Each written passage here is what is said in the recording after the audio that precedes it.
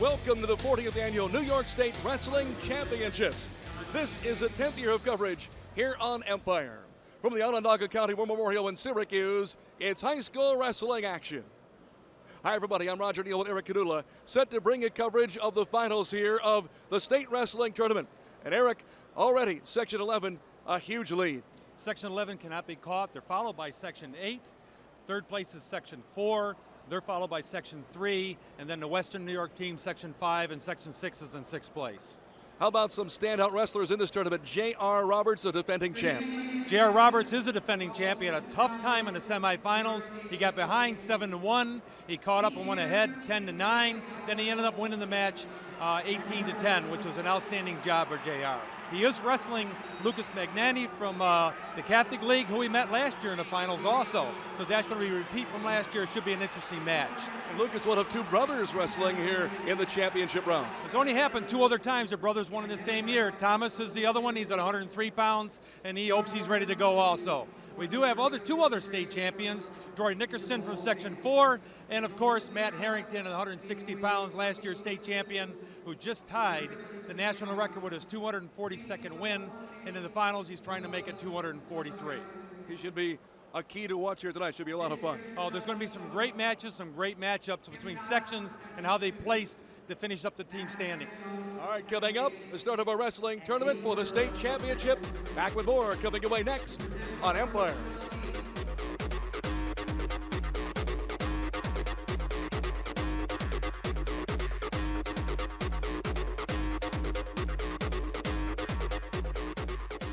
The New York State High School Wrestling Championships brought to you by Zweigels. Put your taste to the test.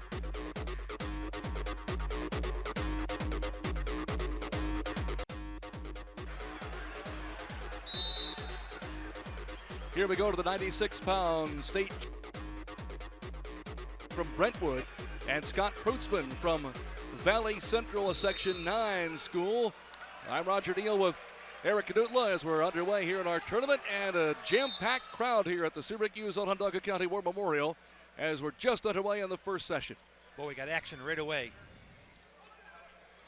Tom Finnerty almost took down Putzman right on the edge in the very first takedown. Finnerty out of Section 11, another great year for Section 11 teams. He's got that leg with the left arm. Trying to reach in now, going for a single, and he's got him at the side of the mat.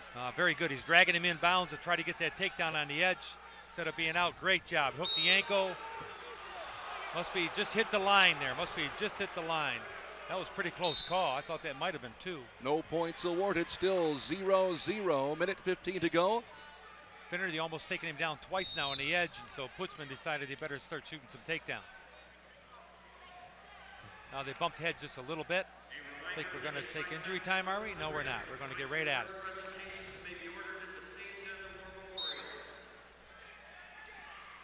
Finnerty is undefeated, 34-0 this year, and Prutzman has just one loss, 41-1. On top is Finnerty out of Section 11, at least for right now. Putzman tried to shoot that single leg takedown, and Finnerty stepped over the leg, and he might get the takedown himself. I think he will. Yes, there it is. 2-0 on Finnerty, but Putzman's coming right up on top. Well, Finnerty's still in control. 41 seconds to go in the first period.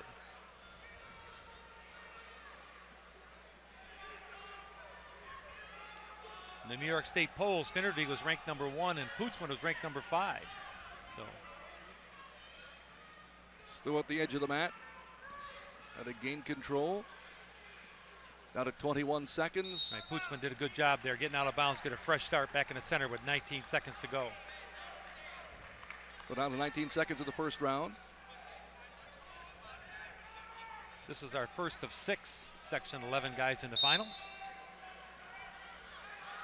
Oh, nice escape here by Putzman. Nice job. With 19 seconds to go, he got his 1-point escape to take him in the second period. Makes it 2-1 now. Finnerty by 1. Finnerty right back on the attack. Is he going to get it? No, he did step out of bounds. Good 3 job. seconds left in her opening round here. Looks like we're going to close the period out with a 2-1 score in favor of Finnerty. So the first period ends, and it's a 2-1 count in favor of Finnerty. The rights to this broadcast have been granted by the New York State Public High School Athletic Association, representing over 1,500 secondary schools across the state of New York and the more than 500,000 boys and girls who participate annually in New York State Public High School Athletic Association Incorporated sponsored athletic competition. Any rebroadcast or republication of the programming without the written consent of the New York State Public High School Athletic Association Incorporated is strictly prohibited. Putzman had his choice and he chose down. He's trying to work his way out, but I think Finnerty's going to stay in control. Yes, he is.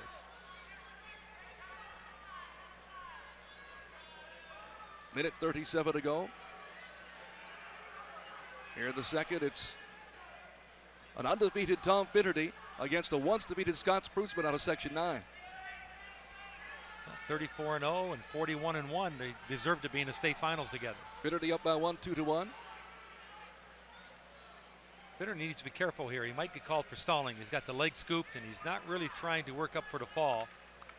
So it'll be interesting here what our Joe Harning, our whistling official, is, the head official. Assistant is Casey Barnes. Down to a minute to go. Here in the second, it's 2-1. Tom Finnerty, 96-pound championship. Yes, there's a stalling call. You can see that coming. He was riding back and he had the ankle scooped. I know his coach doesn't like it. He's yelling and barking and the crowd doesn't like it either, but it was the right call. Putzman is doing all the work here from the bottom position. Going to wrap up a leg. It's important here for Putzman to get an escape here to make the score 2-2 going into the third period. And Finnerty knows that. He just won't let him go. He's got to watch himself being called for stalling again. He put the leg in when they were standing up. The referee called potentially dangerous.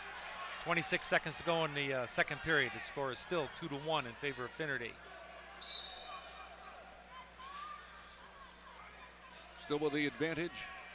Section 11's Tom Finnerty. We have an 11th grader and a 9th grader. I'm sorry, a 12th grader and a 9th grader. Finnerty, 10th grader. Senior. Senior at 96 pounds is. Doesn't happen too often. Oh, he's going to get the reversal here. 5 seconds to go. Yes, he is. He's going to get back points too. I know he's not going to get back points. That puts Putzman up by 1, 3-2, and the second period ends. That'll drive a coach crazy, being reversed with less than 10 seconds to go in any period. So we head to the third, and on top by 1, Scott Putzman from Valley Central. He's going to reverse him with a semi-switch. And will he get back points? I know he got a 1 count. I don't know if he got a 2. Yes, he did get a 2 count. Makes it 4-3 now. There's 2. In favor of Finnerty. 6-3.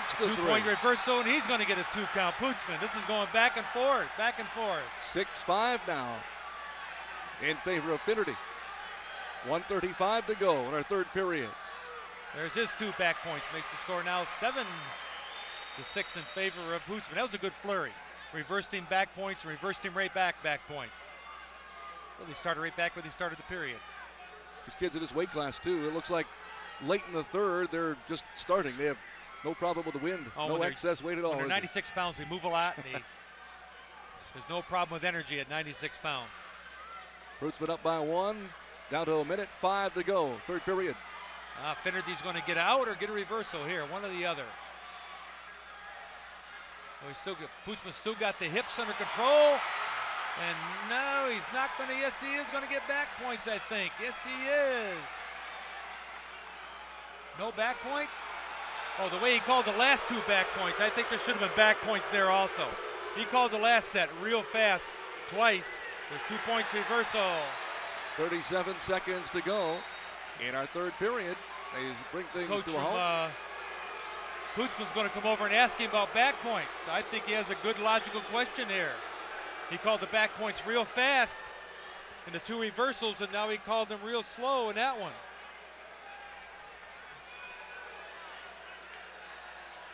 Looking for back points, but it's not going to change the official's decision. Of course, you can't change the official's mind unless there's some type of misdirection on the rules. That was just his opinion, and that's what you have to go by. Now the score is 8-7, 35 seconds to go. Finnerty up by 1, closing half minute of this one. I'm sorry, I did that wrong there. Mike Fox is the whistle out here, and Casey Brown's his assistant. I'm sorry, I said Joe Harding. That was the wrong weight class. And he's got 15 seconds to get a reversal here. If Finnerty is smart, he'd let go here and try to give him one. Because if he gets reversed and pinned, he's in trouble. 5 seconds. Oh, he's going to hang on for the win. Oh, he drilled him. There it is. I know the Section 9 coaches are not happy, and I think they have a reason not to be happy.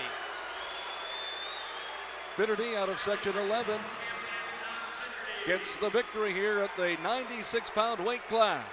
More coming your way as we go to 103 pounds coming up. You're watching the New York State High School Wrestling Championships on the Empire Sports Network.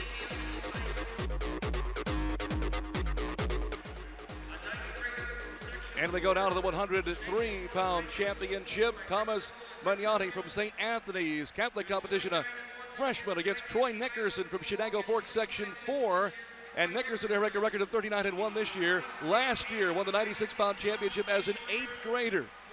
Right, he's one of our 3 returning state champions that are in the finals. This should be an interesting match. We have 2 9th graders going at it here. And Thomas, of course, has a brother you'll see a little bit later on tonight. Lucas wrestling at 119. So a brother combination, both in the championship round for the respective titles of the New York State Championships. Here we go, action underway in the first period. Thomas Magnani and Troy Nickerson. Nickerson out of Section 4 in the red. It's going to be a tough road for Thomas Magnani here to beat Troy Nickerson, who was last year's state champion. Nickerson also a 4-time Empire State gold medalist, 2-time Section 4 champ. What a career both these young wrestlers have ahead of them, only freshmen. You recognize that the last weight class, the 96-pounders, both of them were in the Empire State Games and the Cadet Nationals. Here we have again where Troy Nickerson is on the Empire State Games, and he did nice far knee pick. Nice job. He's going to get back points along with this. No, he's not, but 2 takedowns. So Nickerson is up 2-0. Troy Nickerson. He's got the advantage up 2-0 with 1:07 to go. First period. Only 2 times in the history has 2 brothers won the state title in the same year. And so if the Magnanis are going to do it, Thomas has to win first. And I think he's in for a long road here with Troy Nickerson. Nickerson up 2-0, closing 45 of the first period. I always like to watch the coaches when they're coaching their kids out here, and Rick Gumbel is quite animated. So he likes to get up in the air quite high and jump around. So he's going to be interesting from Johnson City. Gumbel, a great wrestler in his own right. I'm sorry, Shenango Forks, he moved along. I apologize there.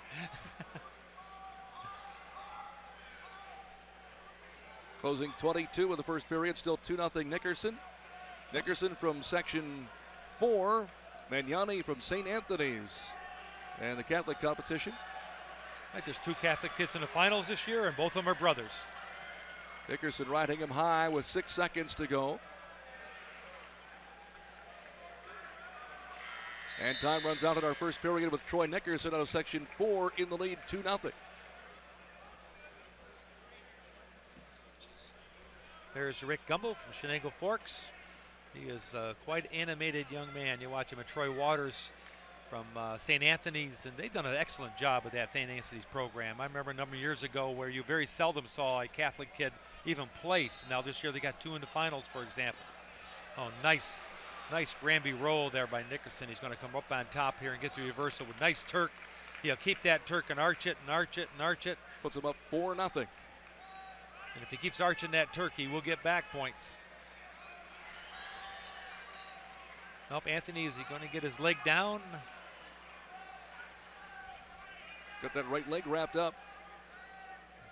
Nickerson doesn't wrestle like he's a 9th grader. He's been around for quite a while. 4-time Empire State Game gold medalist.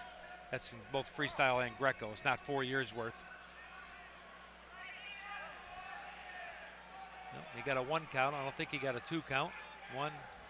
Nope, he got another 1 count. He just can't quite hold him. He needs to take that Turk leg and arch it up a little higher as he gets his back points in the upper end. To make this move work, he's going to reach in underneath and pull him up. He's going to get an inside cradle here. Just over a minute to go, second period. Nickerson has moved up 4-0. He's in deep trouble here. Once you get that near leg up in the air in a cradle, oh, Mr. Gumbo, there he goes, yeah. Nickerson with a pin wins his second state championship, this time at 103. As a freshman, a two-time state winner, Troy Nickerson from Section 4 in Chenango Forks. Two-time state champion.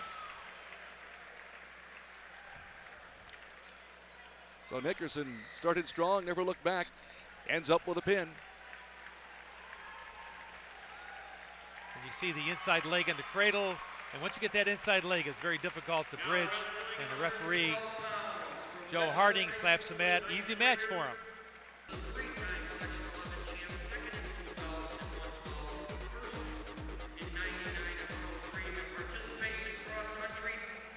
And here we go to the 112-pound championship. Gregor Gillespie out of Section 5. He's a freshman. The school he goes to, Webster High School, and Patrick Flynn from Huntington out of Section 11. And what a year he's had, 34-0 coming in here to the championship round. An overall record in his career as he's a senior, 135-13, Patrick Flynn. Patrick Flynn is ranked number 1 in the state, and George Gillespie is ranked 8th in the state from Webster High School. Dean Savaggio has done a great job with the Webster program. He's produced a lot of excellent wrestlers. He's in on a single. Gillespie is. Can he finish that single?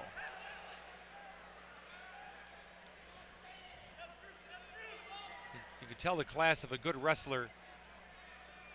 He's not even, Patrick Flynn doesn't even look like he's even concerned at all.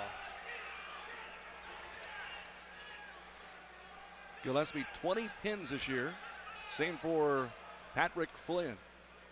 This is for the 112-pound championship. Nobody's put points on the board yet. Gillespie had that single leg takedown. Oh, and Flynn countered that single leg right to a headlock or right to his back.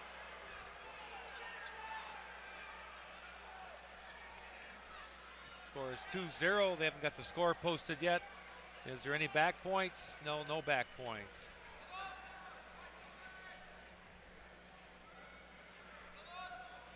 It's 2-0 in favor of red. That's what he's in.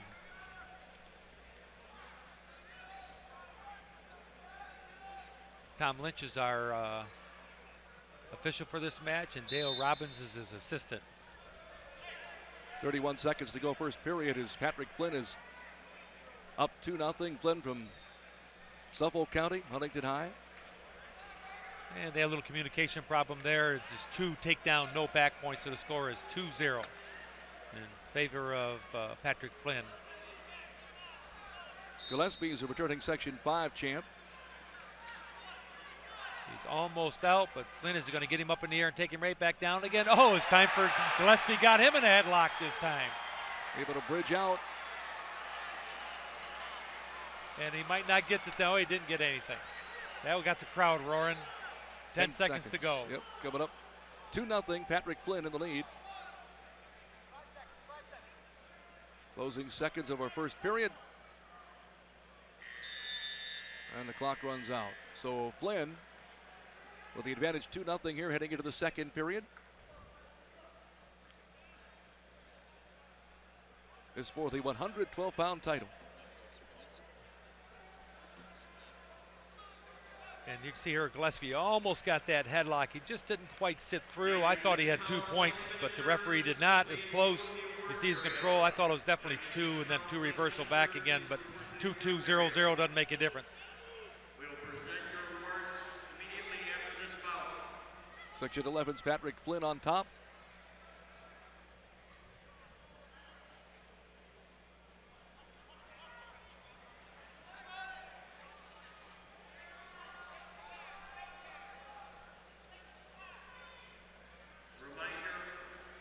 Patrick Flynn in the USA Wrestling Magazine. He was ranked 22nd in the country as a senior at 112 pounds, and that's what he's wrestling at today in the state finals.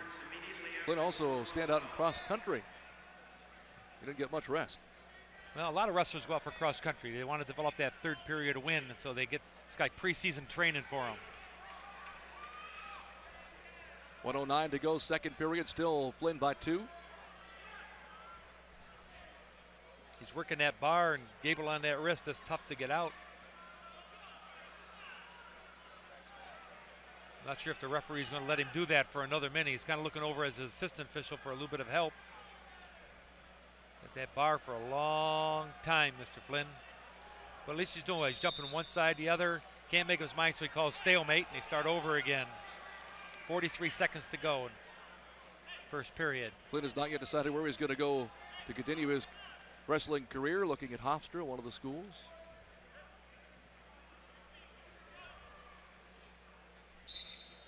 He's in the lead 2-0. Had to sit out.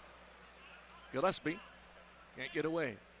He seems like he can almost get away every single time, and then Flynn kind of pulls him in as he's going along. And again, Flynn here is just going to turn that little short sit, turn. He's still in control with 21 seconds to go. Won't let him go.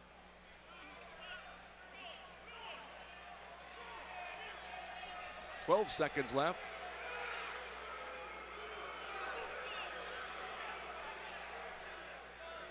Is he gonna? He's not gonna make it here. Period's gonna still end up 2-0 going into the third period. Well, again, Gillespie just coming close so often, and he can't quite get away. It seems like Gillespie just did the real well first move.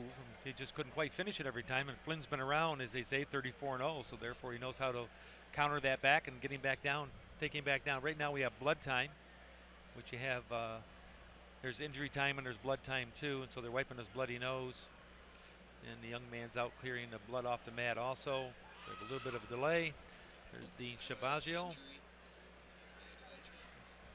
Let's see if we can see how he did get hurt. Probably because his nose is right down there on the mat, right there. Yeah. They're both working hard to finish it, and they're both pounding away in there. I think it just his nose come down. Yep, you can see him when he come up bloody. His face hit in the mat a little hard there.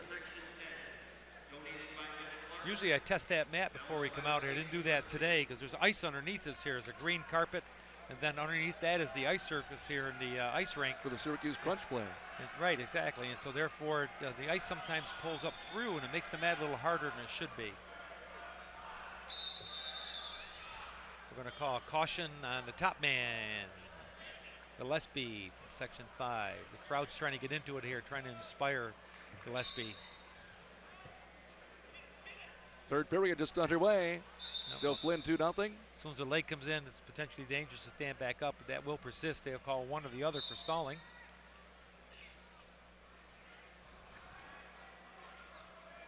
I don't think Gillespie will ride him the whole period. I think he's going to try to take the first part of the period and try to turn him.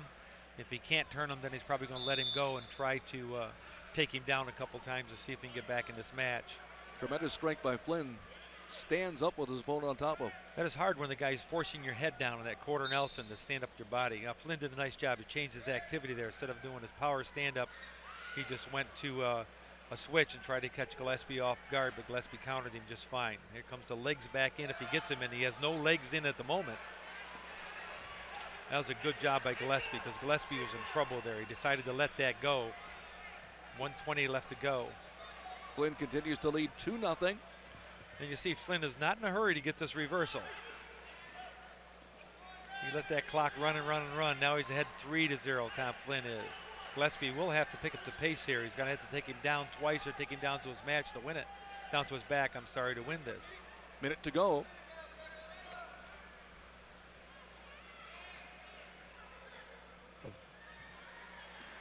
And Flynn is in the defensive mode at the moment.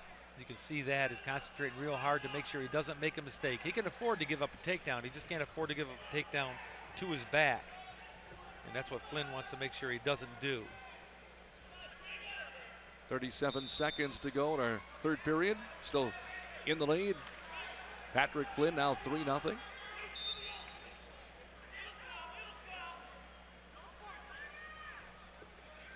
.30 seconds left in the match. Like I said, Gillespie's just shooting the takedowns, and Flynn is just trying to make sure he awards these takedowns as long as possible time he can. 16 seconds separating one of these two from a state championship. Stalemate with 12 seconds to go. The referees do that a lot in the third period at the end because they can run the clock out very quickly. And 12 seconds to go. And this match is over with. You're not going to take Patrick Flynn down and put him on his back. You might take him down, but he's not going to put him on his back. The referee warning for stalling. I don't know why. There's only 5 seconds to go. It's meaningless. There's your winner from Section 11, Patrick Flynn out of Huntington High. Wins it 3-0. Coming up, we'll check in with the 119-pound championship. Back with more from the 40th Annual New York State Wrestling Championships in Syracuse here on the Empire Sports Network.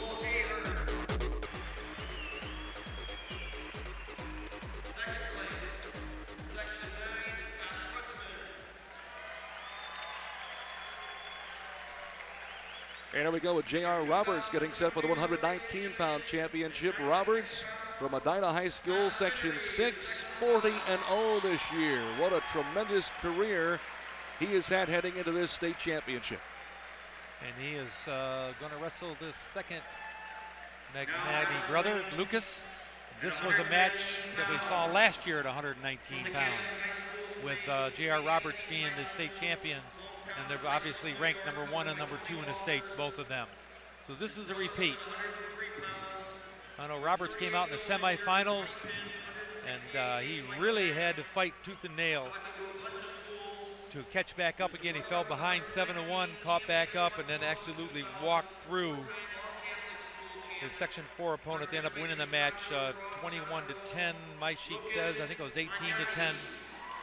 After being behind 17-1. That was a lot of points. How about this, Eric, too? Also, both wrestlers this year undefeated, 38-0. Magnani, 40-0. J.R. Roberts. So whoever loses here tonight, one loss to close the season. Well, the only reason why they're 1 and 2 because it's based on last year's finals. They're both undefeated this year. You're absolutely right. And Magnani won the championship at 112 back in 2000. He's a 4-time All-Catholic champ. So a rematch between these two standout wrestlers at the 119-pound weight class. I'm not sure where the outstanding wrestler is going to come from for the simple reason that we have a lot of matches to go and a lot of outstanding people. Nickerson is the 2-time champion from Section 4 at the 103. Roberts has a chance to be a 2-time state champion, and so does Matt Harrington. But this weight class at 119 was just a barn burner. There are 4 New York State champions in this weight class. Actually 3 of them, but one was a 2-time state champion. J.R. Roberts won it last year.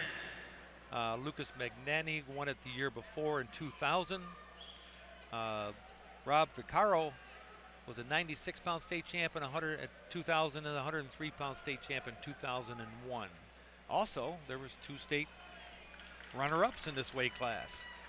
A 3rd, a 4th, a 6th, another 4th. This weight class is really loaded and unbelievable. This weight class could easily be the outstanding wrestler in this state tournament. But time will tell. There's some other great people in this tournament also. Eric, these are 2 superb wrestlers, and just try to avoid making a mistake. One mistake here anytime could cost them the match. Lucas Magnani's in on a single, and J.R. Roberts fought that off real well, real well. Roberts is very active, very quick, and very strong. His whole thing is speed. 20 seconds remaining in our first period at the 119-pound weight class.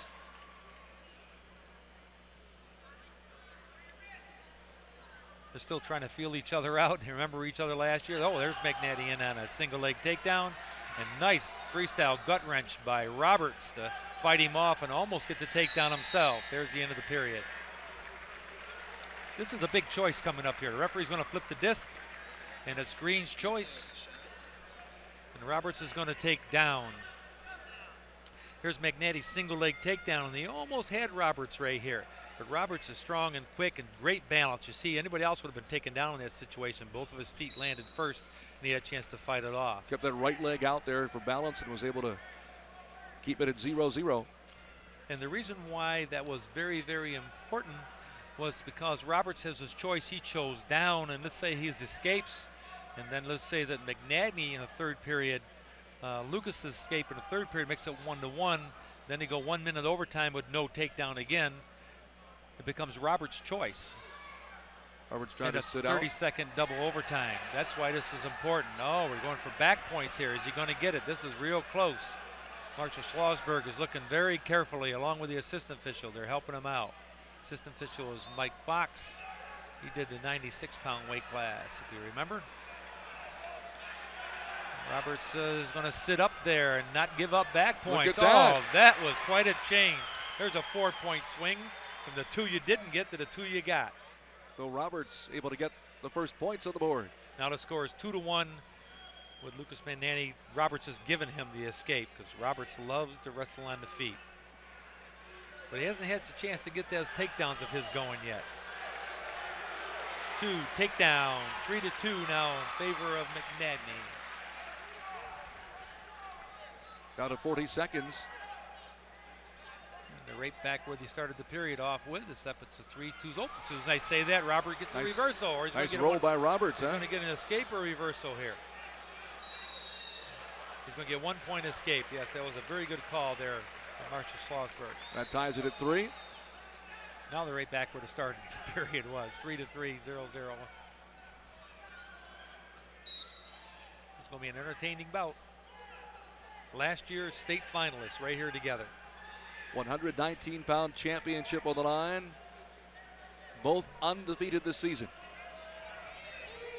The way the scores are starting to pile up here in the second period, well, we're almost at the end, 10 seconds, maybe not. Last year, the final score was 13-9, if I remember correctly, in favor of J.R. Roberts. That's the end of the second period. Tied at 3-all.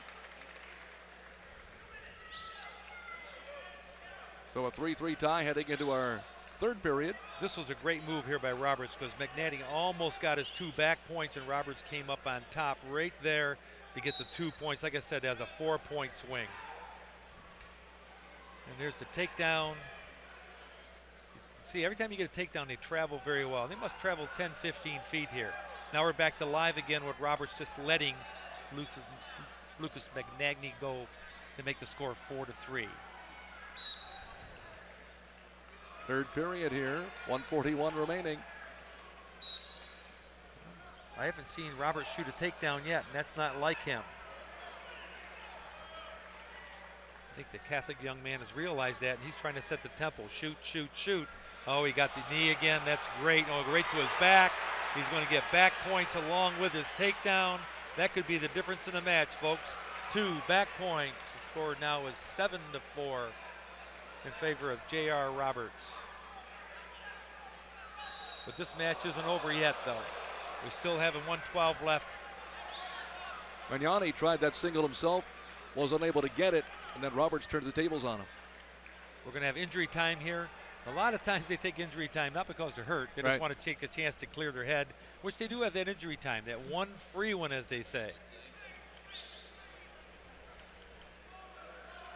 Nice, he reached out and grabbed that. See him travel, the same thing McNagny did. He traveled and traveled. When you hit, you rolled right to his back, and it became a 4-point move instead of just a 2-point takedown.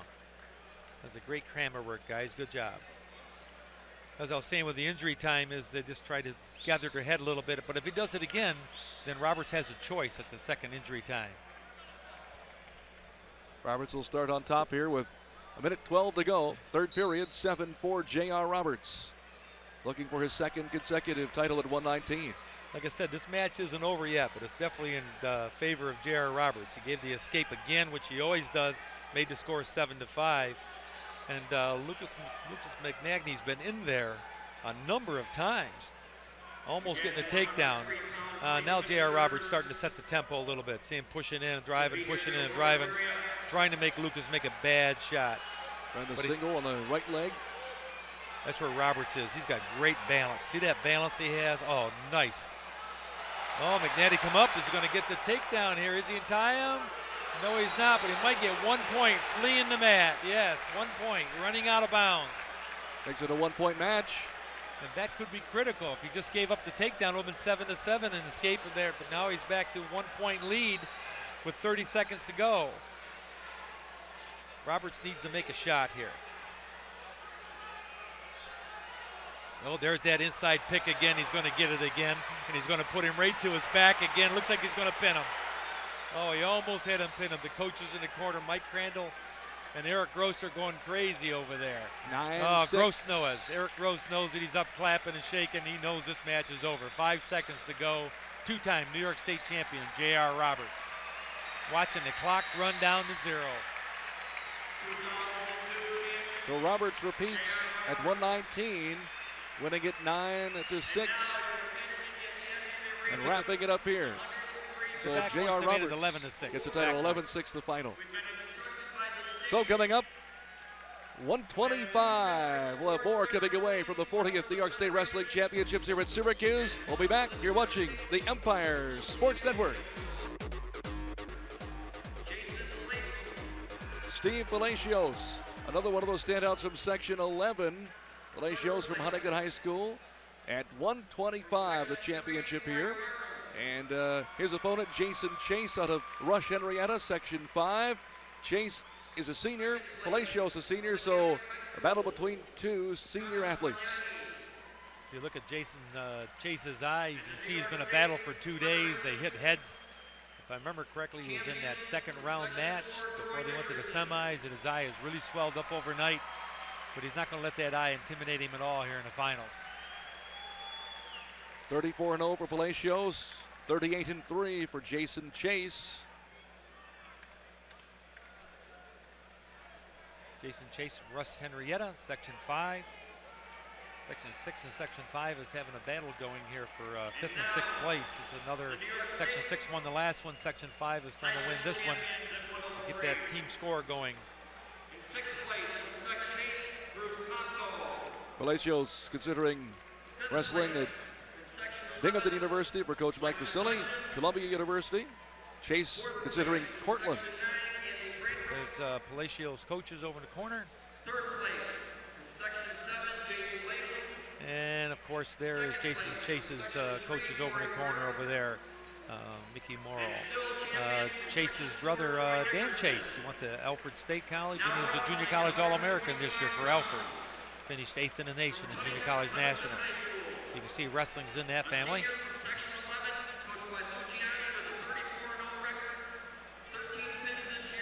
And again, you can see the Chase has been to the Empire State Games. That summer wrestling, we can't overemphasize that. You keep on getting a year experience every time you wrestle in the summertime. We call it summer, and it's really spring and part of the summer. And we're just waiting for this match to begin.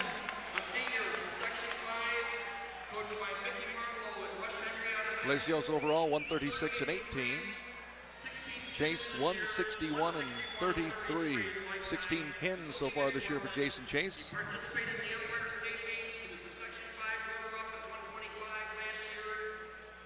Yep, looks like we're getting ready to get underway here. You get a good eye shot there of Jason Chase where he got earlier in the day yesterday. Here we go for the 125-pound championship. Two seniors going at it.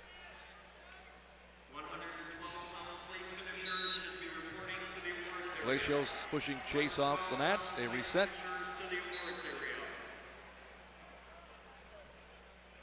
These two are getting right at it here. Nice job by Palacio to get on that nice single. Chase is trying to counter him by switching him. Palacio reached out and grabbed his arm. He says, nope, I don't want you to do that. Nope, Palacio let the arm go and go right back to the switch again.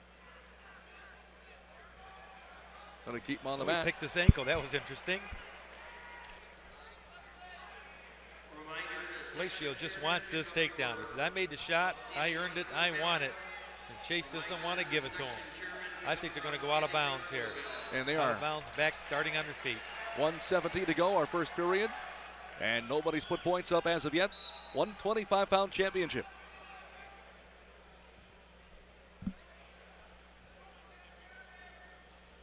This This is a making of a good match here. They're both just really going at it right here in the beginning. Palacio's stand out across country, football, lacrosse. He's on the honor roll.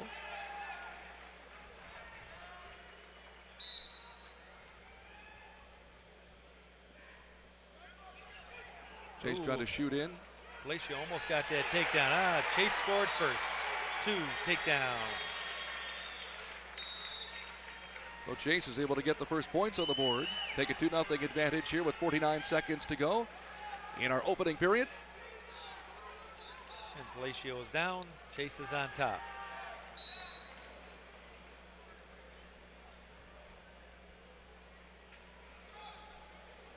Coming up 40 seconds left in the period now. Well, Chase has that far arm tied up underneath. That's hard for Palacio to get out. And Chase just makes the clock just run and run and run. Because it makes it look like he's trying to turn him, which he is, but he's fighting to turn him, and Palacio's having trouble getting out. Oh, he lost the ankle. Never actually got totally away.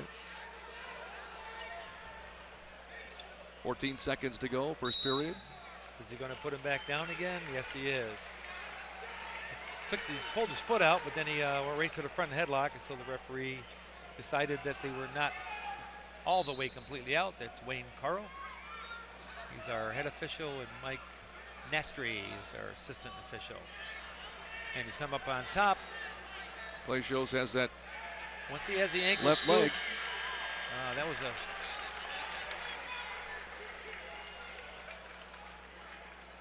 And Palacio here in this review of this takedown almost had it, and Chase's far ankle picked him, and down he went. That was a great job. You see him again. See how they traveled across the mat. Movement activity is the key. Now we're going back live again. Palacio stands up, gets away. This time he let him go, so now the score is 2-1. That was a good job by Chase, not letting Palacio score in the first period. Nice double leg, but Chase counted him well. His hips back, legs back, nice sprawl. That puts Palacio's all of his weight down. He's afraid he tried that far ankle pick again, but at least he got the leg this time. Is he going to get the takedown? Not yet. They're in for a little bit of a fight here. Palacio's got his hand locked now. They might go stalemate if they don't get any more activity here in a few more seconds. Here's their stalemate call, and they're back up. As soon as Palacio locked his hands, we knew that they were going to start this over again. There's Palacio. Steve has to fix his headgear, and they're ready to go again. 2-1, Chase with a 1-point advantage. 1:08 to go here in our first period. One thing I like about this final thing, we have one clock over here to our left. I think they're going to go out of bounds to start back over again. Because then they have little kids wrestling. They have 3 kids standing around the other 3 sides of the mat with scoreboards so everybody can see what the score is. And that helps us out a lot too. Sure. Because our cameraman keeps wandering once in a while. Coming in 45 seconds, the end of the second period. And Chase is still winning, 2-1. Nice little duck under by Palacio. Didn't quite get it though. Tries it again for a single. That was a nice job of Palacio. He's on the edge of the mat. Chase was. He reached in and scored. He's going to get a takedown here. Yes, he does. It makes the score now 3-2 in favor of Steve Palacio, section 11. Now, can he ride him out like Chase did in the first period? 15 seconds to go in the period.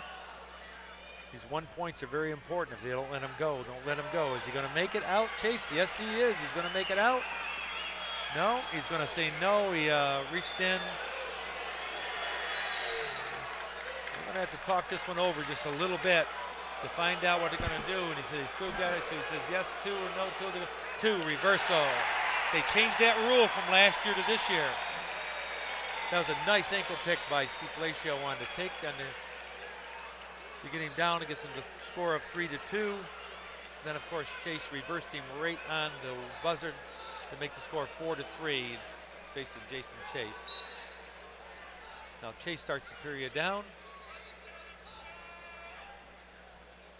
I thought Palacio would probably let him go, but he did not do that. Oh, he's grabbing the headgear there, I think, Mr. Official. Out of bounds they go. A little Again. reset again here.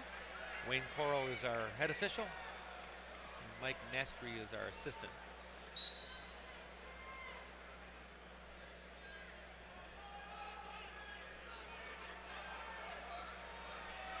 I think Palacio is going to ride him for the first 45 seconds or so. Try to see if he can score back points. Try to get a warning for stalling or something. Oh, he's got a double arm bar now. He might score from here. See what Chase is made up of. He's got this one tight. He's got it tight.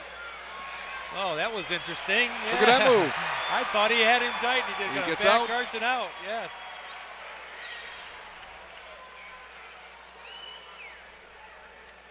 That didn't hurt anything really. He got the 1-point escape, but Steve Palacio has to take him down now to tie the score up anyway. That was close on those back points. That was a great job of Jason Chase. Big high bridge. He comes out and gets 1-point escape. 53 seconds to go, third period. Both out of bounds, back to the center.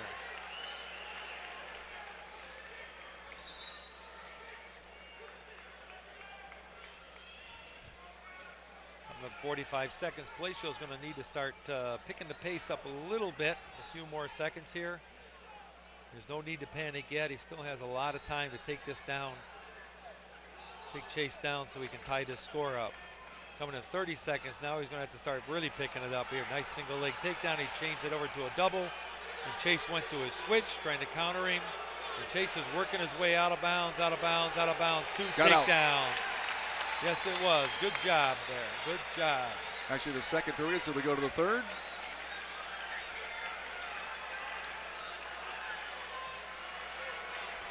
$19 seconds to go, and the score is tied. 19 seconds. Can Palacio ride him? Oh, he's going to stall it out here. He's going to try to stall it out. The referee should call stalemate here if Chase can't get out, or he's going to kick. You almost have to call him for stalling here. You got to call him for stalling. Yes, he did. Yes, he did. 6 seconds to go, warning stalling. I think Palacio is just trying to take it to overtime. That's all he's trying to do.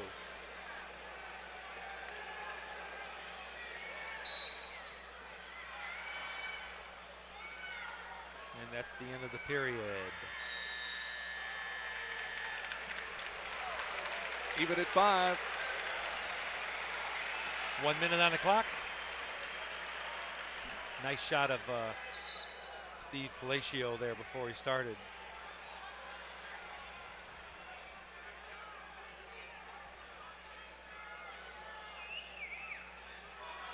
This match right from the get-go had a overtime criteria to it right from the beginning. You can see both of them are very well evenly matched. Palacio's trying to get that grab on the leg. And out of bounds they go, and back to the center. Now they're both starting to get a little bit tired. Nice takedown, nice counter on his single, and he's not going to make it. Got it. And there's the state champion. Again, Section 11's third one. I think Steve Palacio is one happy young man. Oh, Section 11, another champion at 125 pounds. Nice little short high crotch single there. And Jason Chase tried to counter him with a switch as he done before and didn't make it. And Steve Palacio got his 2-point takedown. Nice job. So coming up, we'll have the 130-pound championship between Trevor Chin and Ryan Neel. You're watching the New York State Wrestling Championships from Syracuse here on the Empire Sports Network. Section 5's Trevor Chin from Canandaigua High School, record of 40-2 this year, and a sophomore at 130 pounds. His opponent is undefeated this year. Section 6, Ryan Neel. What a year he's had, 190-12 overall, and he's only a junior, Eric. They're both ranked number 1 and number 2 in the state, and so they should be. They've been that way all year long. We do have a rematch, if you want to say, from the state finals of 1999. They both were at 96 pounds. They've both grown a little bit since then, but Ryan Neel from Section 6 won that match 12-9 in 1999, at 96 pounds.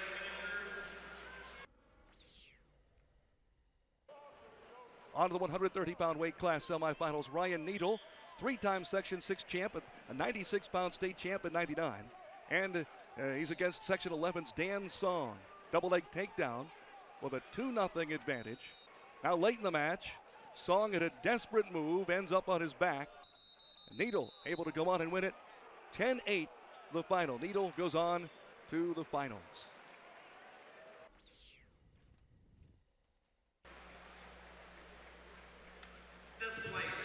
New York State Wrestling Championships here in Syracuse. Eric, the respective coaches here, they've got a great record as well. Dick Lang, the coach from Ryan Neel there. There you see Dick Lang in the corner, was the assistant coach in 1999. He took over the team in 2000, and he's looking for his first state champion, and he hopes it's going to be Ryan. And the other, Rich Romeo, and there's Dale Oliver right behind him. Dale Oliver was 1 point away from making the Olympic team in the Greco. That's a number of years back now. So it's Rich Romeo on the left and Dale Oliver on the right. Last conversation before they get through the announcements so we can get this match underway. Both of these young men know each other well. 130-pound championship.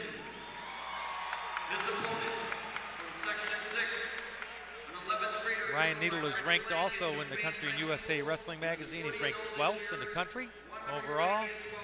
As a junior, he's ranked 6th in the country overall, but all the different age groups. I mean, the class is ranked 12th. And Trevor Chin was ranked 7th at 119 as a sophomore. But he has wrestling at 130 here all year long. They had him ranked at 119. Thank you, Linda. My lovely wife keeps handing me all these information. She makes me sound good. Thank you, dear. And here we go. Match is underway. 130-pound championship on the line. 119-pound place finishers, please. The team places are basically all stabilized. Section 11 is going to win it, as we said before. Section 8 looks like they have that basically wrapped up. But Section 4 has a chance of catching them. They're in 3rd place, Section 4. Section 3 is just a few points ahead of Section 5. So Section 5 is trying to catch them. And the other thing, Section 6 is trying to catch Section 5. The reason why I bring it up, we have a Section 6, Ryan Neel, and a Section 5, Trevor Chin. Section 11 now has won, what, 4 straight? Seems like every time you turn around, they're winning. Section 11, 4 straight states or overall team championships. They had that team title all matched up before they even started the finals. And talking with the group, I think Section 11 for the first time by any section is going to place all 15 weight classes here at the state tournament. It's the first time that's going to happen. No points on the board either way yet. 50 seconds to go, first period.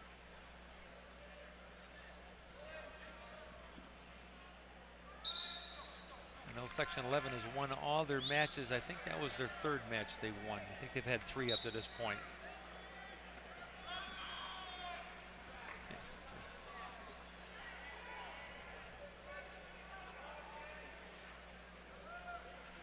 Nice little double. He changed to a single by Ryan Neel. Oh, nice knee pick by Chin. Who's going to get the takedown here? Neither one of them. That was a great job because Chin should have had takedown and back points here, but Neel wasn't going to let that happen. That was a great job by both of them. One on the move, one on the counter. And here again, Needle's going to work his way up on top for 2, but Chin's going to hang on that leg. Now they're both hanging on the leg. We need to just call this a stalemate by referee Dale Robbins. There's 3 seconds, 2 seconds. He'll let the period run out. 0-0 heading into the second period. Trevor Chin 40-2. Ryan Neel 40-0 this year. Nice double. He changed it off to a single. You see Ryan Neel here. Nice counter. Chin reached behind the knee and almost scored 2-2 here. And if it wasn't for Neel being a state champion, that would have been 2-2 by anybody else, or even 2-3. And he rolled through, and there was nothing. The score is still 0-0. Now we're back to live action, and Chin chose down, and Neel just let him go, like a lot of guys are doing nowadays. I think they quite should be that eager in letting people go. You never know. But these two people know each other real well. These two guys do. So therefore, he knows how he wrestles on the top and how he wrestles on the bottom. So Neel just let him go so he can get back on the feet where he feels so comfortable.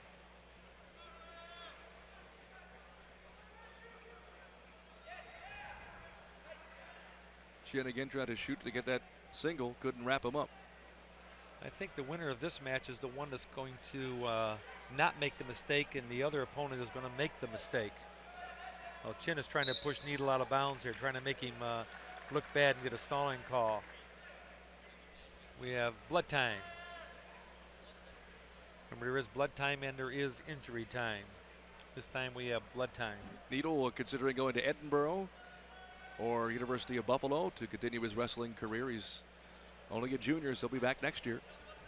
He has another whole year to think about it. With that grade point average, he will have no problem going through either one.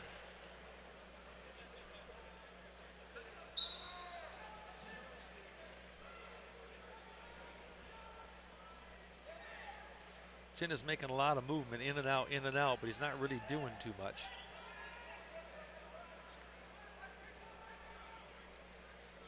Oh, nice little pass by Ryan Neel.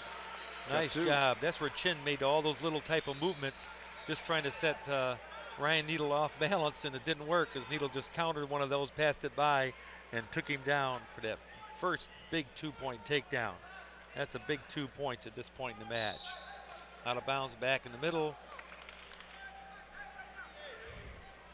2-1 Neel. It's going to be up to Neel now. There's 38 seconds to go left in this period. I think he's going to probably try to ride him out if he can, to see if he can make the score go 2-1 at the end of the period. Remember, at the beginning of the period, he just let him go. He's going to need to let him go here. He's going to call for stalling. Yes. Now the score is 2-2. So as far as Neel's concerned, score 2-2. He's winning this match because third period he's going to go down. Closing 22 seconds of our second period. There's a case where they both have their both wrists locked up and neither one can do anything. And they'll go back to the center again.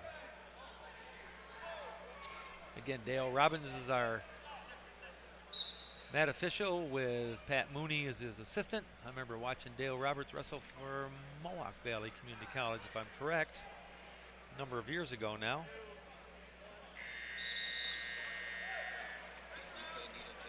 So tied here, 2-2. This is a big takedown. See, Chin's making all that motion and in and out, in and out. And Neel says, yep, just passed his arm by and got the 2-point takedown. Now we're having another, there's this 2-point takedown. It really is a big 2-point takedown in this match where these two kids are basically the same ability. He has a cut on his lip, Chin does. There's Dick Lang, the head coach, and Sal Manasani in the white shirt, his assistant coach, talking about the strategy coming into the last period of the last 2 minutes of the state title. We'll score 2-0. Chin has a bloody lip. That's what he's doing. He's going to optional start and probably let Neel go and try to take him down like Neel did in the second period.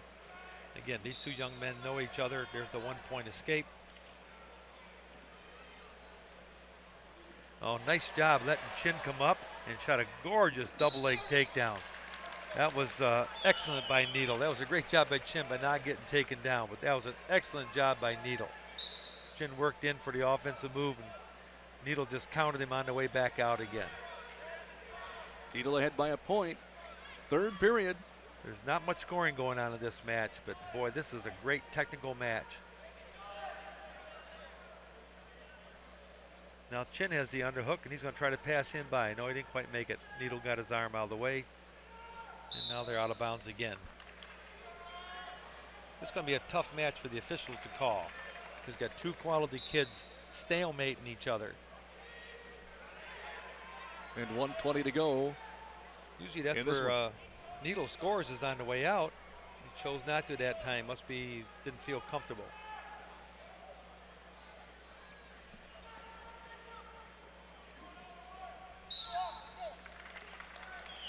.108. I think Neel needs to pick this pace up. The referee's going to get on his case about stalling. We watched that. There goes. There, just as we said, they need to pick the case up. Oh, he's going to get a 2 count. No, he got a 1 count. Oh, watch that arm spin. Almost hyperextended his elbow. That second big takedown. That makes it 5-2. Now we're going back to blood time again. This is great explosion. They almost had that in the last period. Great explosion right straight through. Again, see that travel? Great explosion all the way through him for 2 points. He could have had 2 back points there also. I'm not sure if Dale Robbins had trouble getting into position. Had him in trouble there for a minute. 56 seconds left and 5-2.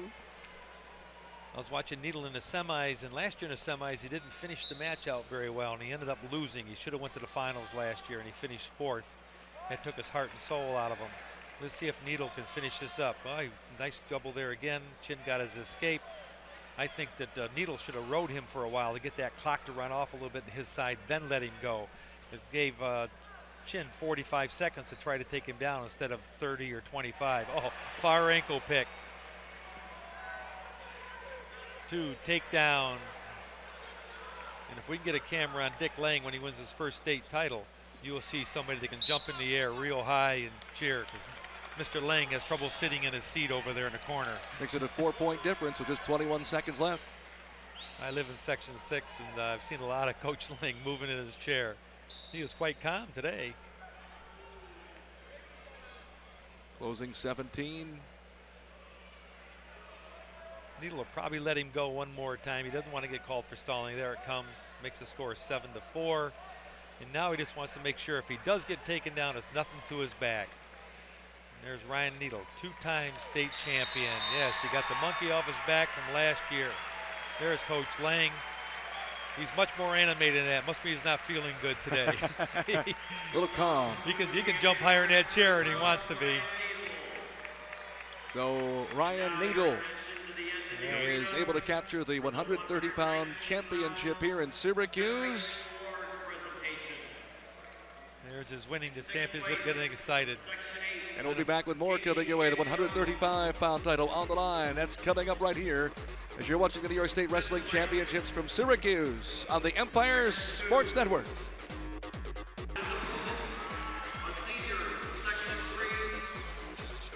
Josh Herzig in the semifinals, Eric, as he gets past this one to the championship. Right, he won that match 7-5, and that was his takedown to put him in the final match here against Chris Hand from Section 4. I'm sorry, that was his first takedown. Now they're back in the feet again. You know, nice little fireman dump. And got the 2 takedown there again. Again, the final score there was 7-5 in favor of Josh Herzig from Section 3. There's Josh Herzig from Section 3. He's had a lot of those American flags around this year. See, Section 5 put them all on their singlets too. I saw that earlier. Here's a picture of Chris Hand from Whitney Point. Get a nice shot of the Whitney Point coaches. All of them have those eagle ties on. That's what they're named, Whitney Point Eagles. Golden Eagles, that's right. Yeah. Here we go to the action, 135-pound championship. Chris Hand in red from Whitney Point, and Josh Herzig from Lowville Academy. Thing here is Josh Herzig is a senior, and Chris Ham at 135. Hand is a sophomore. As you start to get up in the weight classes and you are an underclassman, you have to have some talent to be in the state finals as a sophomore in And the is upper a weight classes. wrestling team captain as a 10th grader. That's unusual also. Good football player too for Whitney Point. There's the first point scored by Herzig, makes the score 2-0.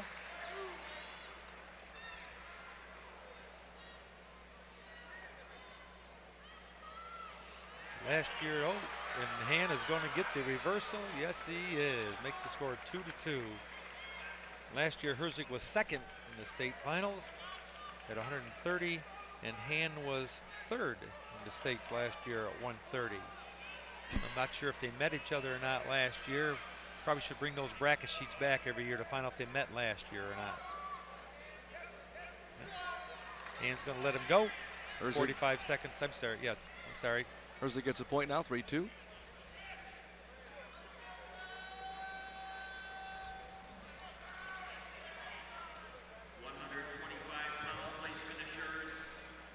Chris Hand took third at 130 last year and 36-0 this year. Got to be a 5 or 6 inch difference in heights here in this weight class between Hand and Herzig.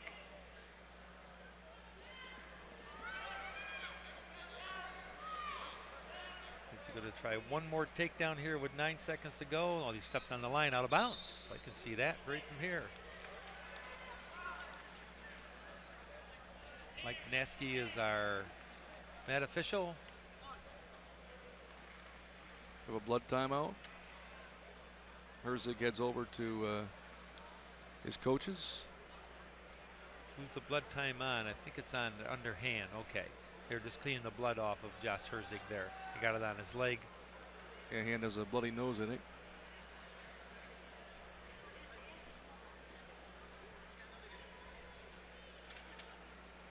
Josh Herzig in the all-class ranking. He's freshmen, sophomore, seniors.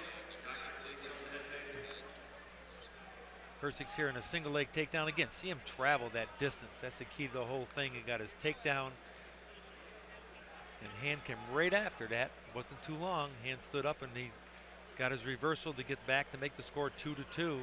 And Herzig knew enough not to fight that because that could have been back points there if he fought that. That's a good choice of giving 2. That was a great little flurry. As I was saying, the all-college ranking, that's freshmen, sophomore, seniors. He's ranked 22nd in the country.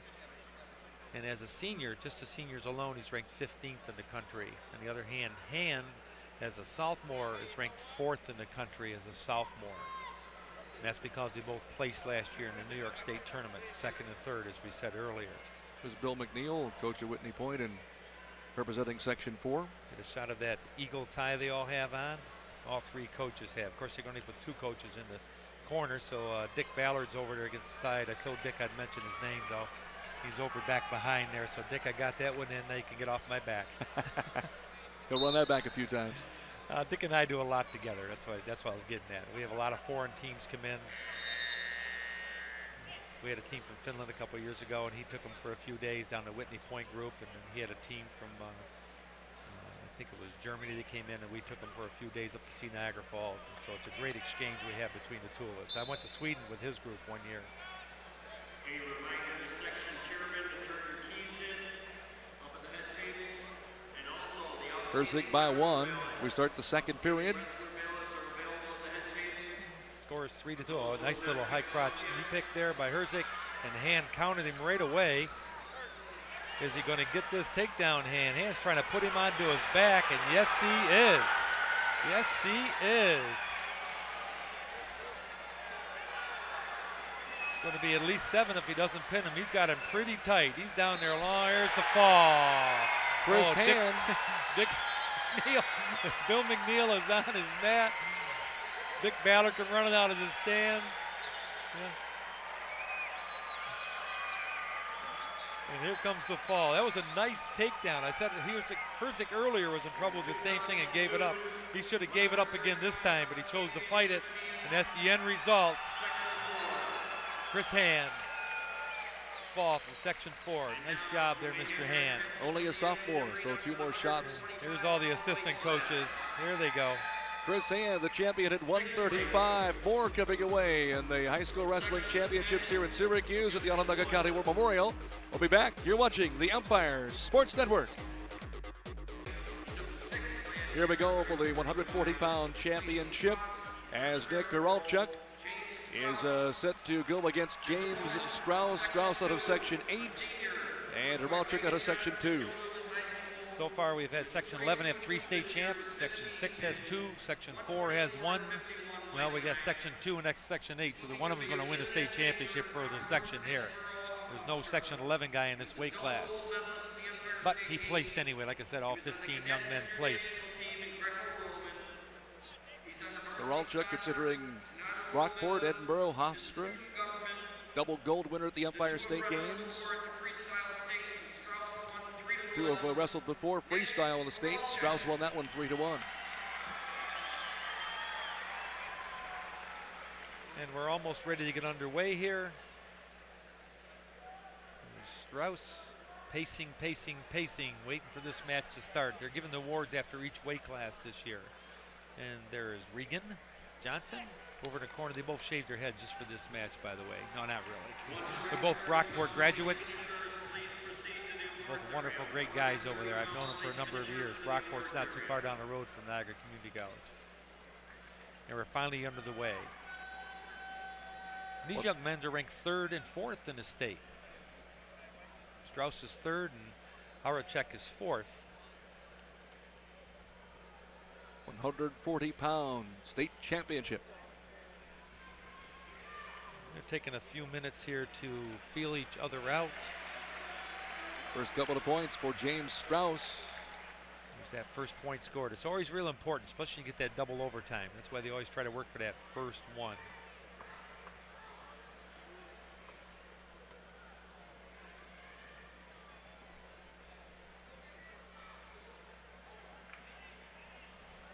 Is he going to get the escape here or not?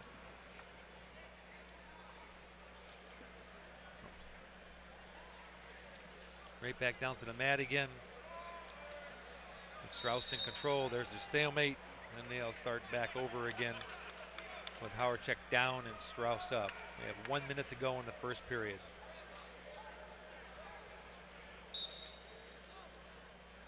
James Strauss out of MacArthur High School, two-time Section 8 champion, 6th place last year in the States at 135. Trying to hold on to Nick Kowalczyk. Like I said, James Strauss is ranked 3rd in the poll. He's trying to pull him back. Can he slip the half? No, he can't.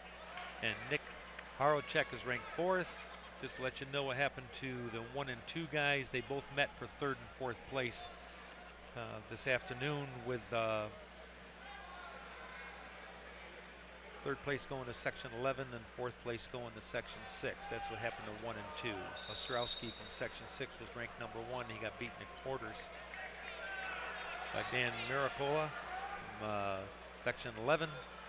Then they met again for 3rd and 4th, and they went overtime this time, and Maricola won again by the score of 6-4. That's what happened to 1 and 2 ranked guys, where they're not in the finals.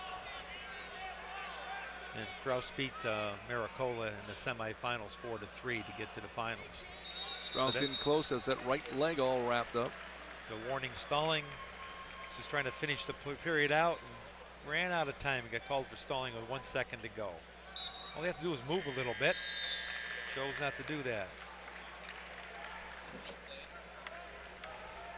You see this takedown. He tried to do a high crouch, caught his knee, then he traveled, turned the corner, and got his 2-point takedowns. Good knee control there by Strauss. Good job.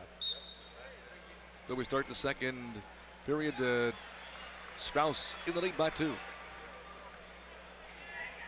Kowalczyk gets away. It's got his first point. You see him ride him the whole first period. He made his objective. He didn't want to make that score 2-1, and then with Howard getting out in the second period, make it 2-2. So he rode him out the whole period. It cost him a warning for stalling, though. But then he just let him go to take him back down again, and it looks like he might get the takedown here. Howard is hanging on, but I think he's going to end up giving it up here. Yes, it is. There it is. 2. This makes the score now James Strauss 4, Nick Howard 1. That was a nice job by Strauss. He rode him out the whole first period to let him know he can do it. Didn't give him that point. Second period, let him go and took him right back down again. Stalemate, and they'll start back over again in the center.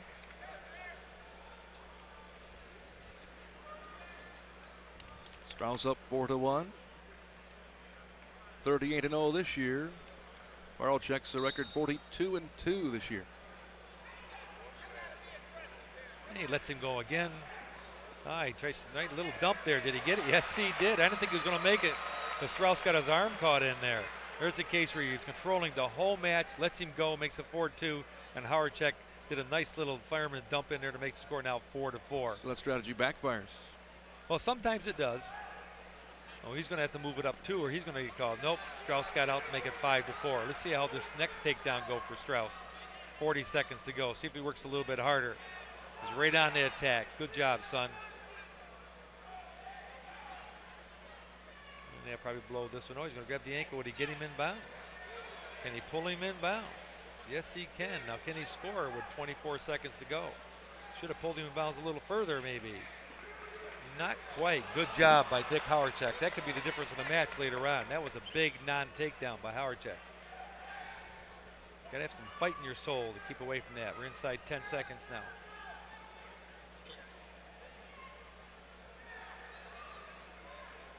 We're going to finish this period 5-4 in favor of Strauss from Section 8. Howard-Check just came in and chopped on his head a little bit. I didn't think he was going to make it because they had the dump arm underneath, but then he finished this dump and took him right down for the 2, and he didn't have that arm in there, he probably would have got 2 back points out of it also. Nice job at Nick Howardcheck. Now we're going back live again, and Howardcheck lets him go to make the score 6-4, and Strauss goes right back on the attack. And takedown makes the score now 8-4, and they probably come back out the center, and they probably let him go again. A big start for Strauss here in his period. Oh, 1 and 2 every time. That's 3-point move. That's good. That's it. Strauss is going to ride him a little bit. He doesn't want to get called for stalling here, though. He wants to ride him a little bit, then let him go. Let that clock run down in his favor a little bit. He needs to score or let him go. He doesn't want to get called for stalling because he get called in the first period for exactly the same position he's in now. Warning stalling. Just so we were talking about, 1 point red. He hung on that leg too long. His coach in the corner is complaining about it, but he's wrong. He was down on the single leg takedown too long. He's going to go optional start.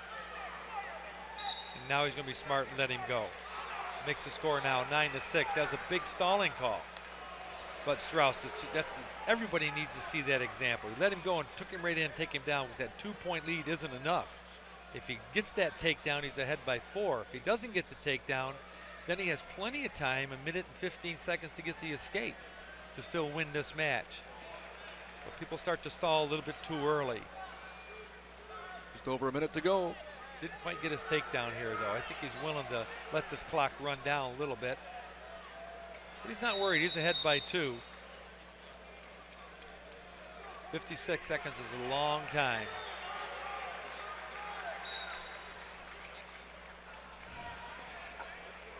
That was a nice job. He took a backward step, cleared his head, then he shot a takedown inside to make sure the referee didn't call him for stalling again. He's going to take his time here trying to get this takedown. If he doesn't get it, it's no problem because the clock is running. He's complaining about the referee calling it too early, but he need to show the referee he wanted this takedown. His coach isn't happy. His coach is just screaming at our official, Casey Barnes. He's just screaming at him. He didn't like that call, blew it too early, but Strauss just didn't make the takedown fast enough.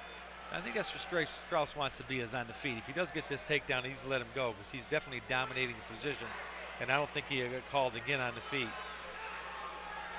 Closing 15 seconds. Howardcheck trying to do that dump one more time, but he did it once, and Strauss knew what it was. Coming down 5 seconds. And Section 8 is going to have their first state champion this year. Go time runs out. And James Strauss is the winner at 140 pounds. Bill Strauss keeps undefeated, raising his record to 39-0 from MacArthur High School. James Strauss coming up, the 145-pound championship. We'll have that and more coming away from Syracuse. You're tuned to the High School Wrestling State Championships on the Empire Sports Network. And now on the line at the 145-pound championship, it's Stefan Sayre, another standout from Section 11, as he comes in undefeated. 33-0 for Stefan Sayre out of Huntington High School. And his opponent, Chris Horning from Baldwinsville.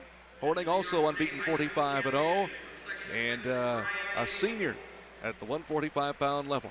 I remember when Chris Horning was a sophomore, he showed up in the finals of the states. He lost that match and finished second. They said, where did this sophomore young man come from? His style is he never gives up. He fights, fights, fights. And last year he finished third. He got beat in the semis and came back and finished third. Didn't get a lot of credit after being in the finals his sophomore year. Now his senior year, he's back in the finals again. He is ranked number 1 in the state. And Stefan Sayre is ranked number 2 in the state. There's a picture of Chris Horning from Baldwinsville. Section 11 just keeps turning out that talent, don't they? This is their 4th one of 6. They've won the previous 3. Can somebody stop this machine from rolling? He's going to attend Sacred Heart on a football scholarship. He was second in Section 11 last year. He was all Long Island free safety in football. Sayre this year 15 pins. His opponent 41 pins. Chris Horning. Man. listening to the bio from the announcer announcing his bio information to see if we can pick up something here. Now they're back. Now we're getting ready for action. Here we go for the 145-pound championship. You can see Stephen Sayers is quick, strong, slick. Chris Horning will never stop. He will grab you, hang on to you, fight you, up and down, back and forth. He'll fight you all the way to the end.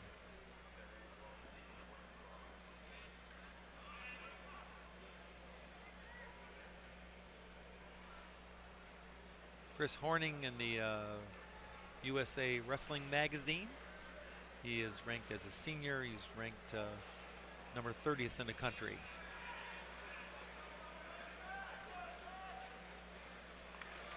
And they go back to the center. The referee didn't blow the whistle. One went out and the other one did not.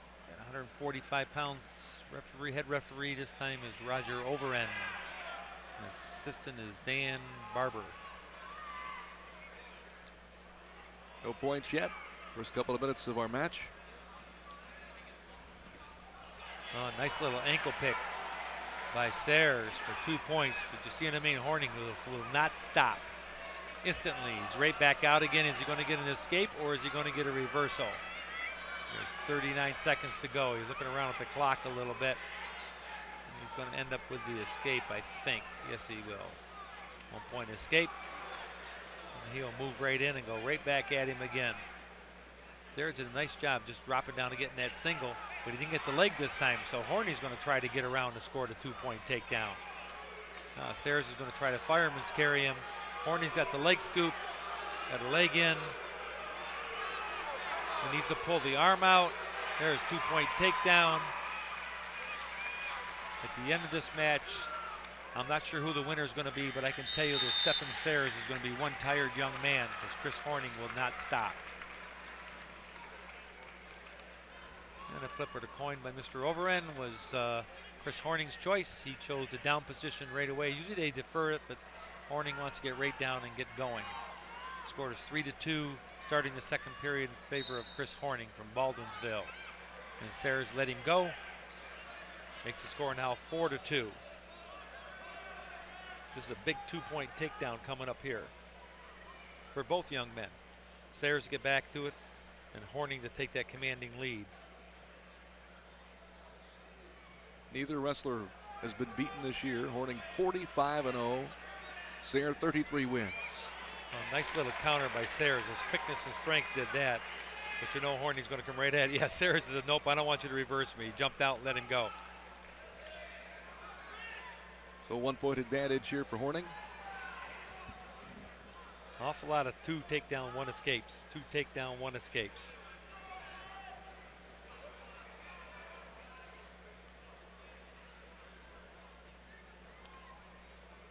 Chris Horning is a 3-time Section 3 champion.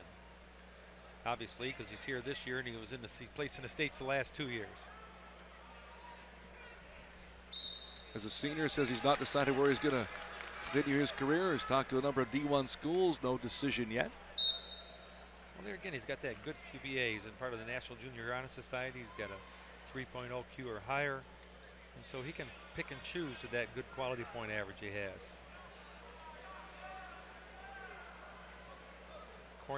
Horning in the semis beat Tom Cuppernell from Canandaigua Section 5, which is an outstanding young man.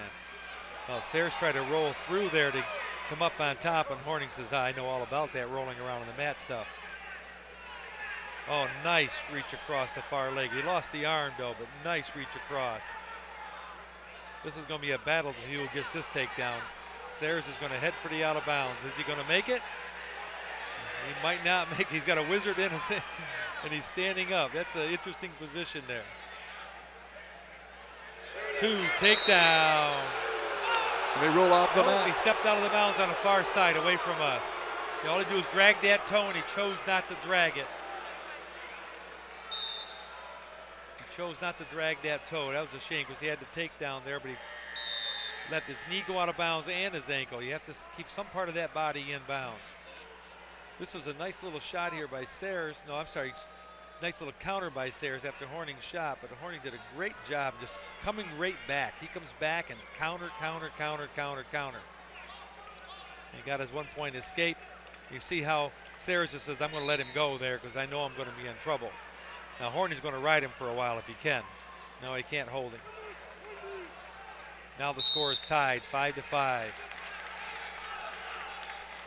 Sayers is starting to breathe a little heavy after that last little fight they had on the edge.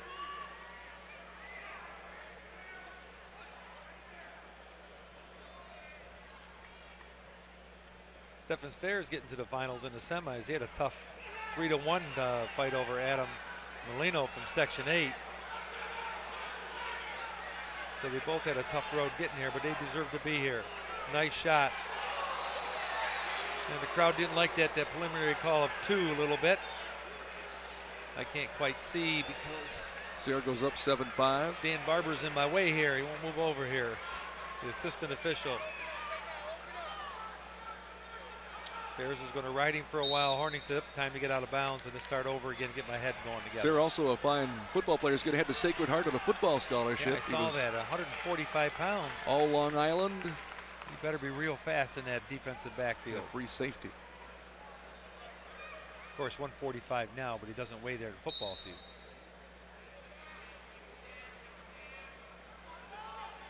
Sayers is going to try to ride him out here to win the state title with 1 minute to go. I think he's in trouble with that. He needs to let him go and go back on the locking hands. Yes, his locking hands. His knee was down.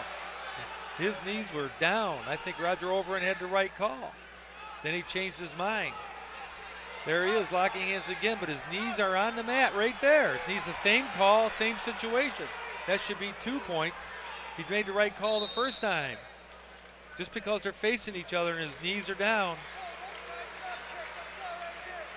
He did it twice, and Roger Overend explained what happened the first time. Did his tack and a little bit of, says he has to have some type of reaction time. I think it was 1-1 myself. Sayre up by the point. Now that locking hands call was real interesting now because they're tied score 7-7.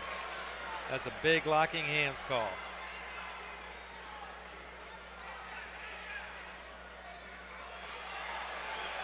Stefan Sayers knows where his moneymaker is. He going to takedown. But Horning rolls and comes up on top. Is he? Well, it's going to be a fight here. It's going to be a fight. 6 seconds. 2 takedowns.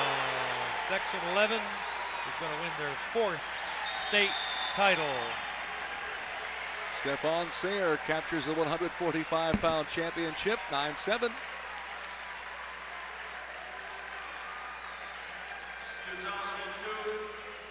You watch Chris Horning here is not going to give this up without a fight. Stefan Sayers did a great job by fighting around, just hanging on his ankle, worked hard to get this last 2 points. He knew this is the state title. 2-point takedown and wins the state title for him. That was a nice job by Stefan Sayers. Another Section 11 standout, Jose Vieira, coming up for the 152-pound championship against Dwayne Hash Barberis. We'll be back with that coming away from Syracuse on the Empire Sports Network. Here we go to the 152-pound championship. Section 11's Jose Vieira from Central Islip, 31-1 this year, a career record of 117. And he will face Dwayne Hash Barberis. He's out of Scotia High, Section 2, undefeated this year, 39-0. Looking at Penn State and Oklahoma State, his 2 schools he may attend. He's a junior. There's 2 wrestling powers for you, Penn State and Oklahoma State. It was interesting to get to the finals here. Jose Barberis had a 38-second pin before the match even started, was over with, and Dwayne Barberis had to go overtime to win 7-5 to get to the finals. One worked real hard and one didn't have to work quite so hard. Talking about Hash Barberis, considering Penn State, Oklahoma State, West Virginia, Cortland in the running for Vieira. He's a senior. Here we go, 152-pound championship on the line.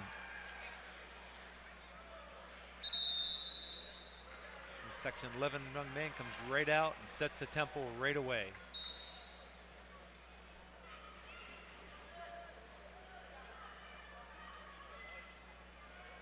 Dwayne Alvarez is a freestyle and Greco state champion, and out of bounds right in front of us here. Almost landed on our table. Almost had a takedown of a couple of announcers. He's also third in the folk style nationals. A lot of summer wrestling. Where Jose Barrera was Section 11 runner-up last year. Of course, he lost to state champion in the finals of the sectionals, so nothing wrong. There's the first 2-point takedown. Empire State Game gold and silver medalist.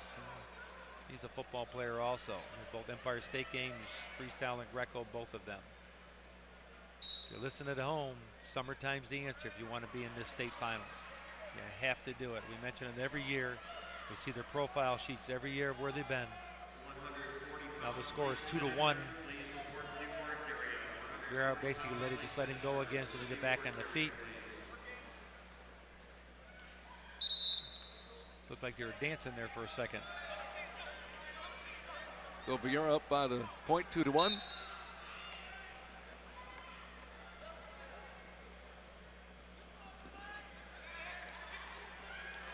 Oh, nice cross ankle pick. Barra's got that takedown. Nice job off Guerrero's shot, and he countered him well across ankle. So he goes up by a point, 3-2. See, a lot of these takedowns are made from good shots and good counters both. You have to remember that. Just because somebody shoots a takedown in it doesn't mean you can't still take him down. Some guys just want to sprawl off and push him away.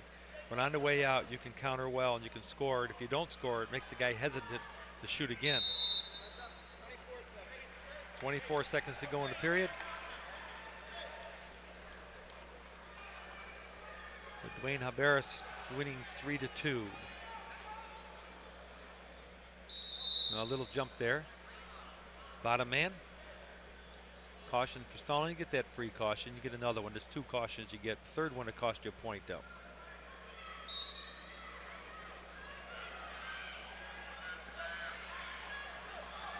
Vieira tries to sit out. 15 seconds to go. Is he going to get away? Yes, he is. 1-point escape, which ties the score up with 10 seconds to go.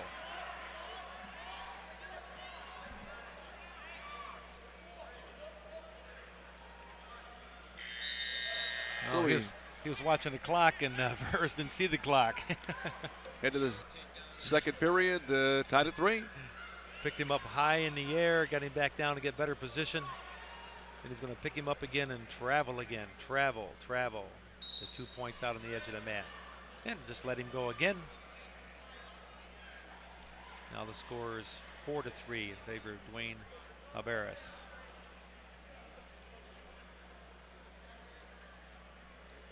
Our working official this match at 152 pounds is Paul Mooney. Nope, they're out of bounds. And Marshall Schlossberg says that his foot went out and came back in again. Good call, Marshall. Nice explosion. Look at that travel. They traveled from the center circle all the way to the out of bounds. He's got 2 points on that one. See that travel. That was great. The explosion. Right back to the optional start, and he probably let him go again. There's a nice picture of that American flag. You can see him all over the place. Like I said, Section 5 even sewed them onto their singlets this year. So we're tied at 5.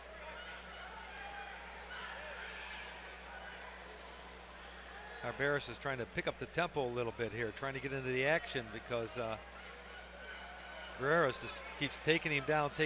Is he going to keep his toes in bounds? He wasn't down. He said no, then he said yes, then he said no.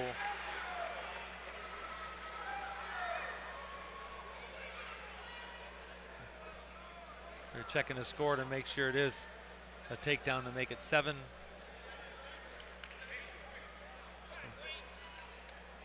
They got it. He was behind him and his knees was down out of bounds. When his knees hit the mat out of bounds, it became 2. And he lets him go again. Jose likes to wrestle on his feet a lot. And that's where he's dominating this match. He should stay there. Take him down, let him go. Take him down, let him go. There's another takedown. Is he going to let him go or ride him a little bit this time? As soon as Alvarez gets any type of activity, he'll probably just let him go. But he's content with sitting on the edge of the mat, riding the clock, running the clock. Now go back to the center with 42 seconds.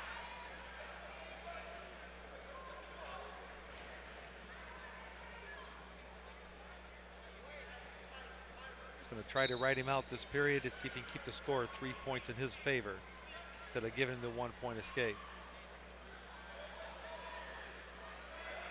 Oh, he's going to pull him back. Yes, he is. He's going to get back points. He's going to just pull him back. Got his 5 count. Now he's going to try to pin him. That was an excellent job. He got his 5 count and make sure he got his 3 points. Then he readjusted himself for the pin and got the pin with 18 seconds to go. So Jose Vieira with a pin, the state champion at 152 pounds. His record on the year, 32-1. Another one of those Section 11 champions, Jose Vieira. 5 for 5 in the finals. Coming up, the championship for 160 pounds. We'll have that and more coming your way. New York State Wrestling Championships from Syracuse, right here on the Empire Sports Network. Setting off with the 160-pound championship, Matt Harrington. Harrington, tremendous, 47-0, 25 pins this year out of LaSalle High School in Section 2. Matt Harrington. And his opponent, Carlos Patrick from Freeport High School, Section 8, 23-1 record. Career-wise, 103-9, 15 pins this year for Carlos Patrick. He was a Section 11 champion last year, and his parents moved to Section 8. Now he's in the finals in the Section 8 for them. Matt Harrington, the match we've been waiting for. He just tied the national record, 242 wins with a semifinal win. And now he's in the finals of the states here again this year, trying to become a 2-time New York State champion. If he wins this match, he have 243 wins, and he'll set the new national high school mark with 243 wins. 3-time Greco-Roman national champion, and the boot with all the success on the mat. 95.1 grade point average. He's heading to the University of Pennsylvania and the Wharton School of Business. He's already accepted there. Early signing, and that's exactly what he wants to do, and that grade point average does it for you every time. 3-time Greco-Roman national champion. There is 130 people in your weight class at the Junior Nationals. Maybe even more now since last time I've been. He's a 3-time Greco national champion. That is unbelievable. Yes, he stepped on the line. Good call. Good call. I think that's Dale Robbins out there again. He's the head official, and Tom Lynch is his working official.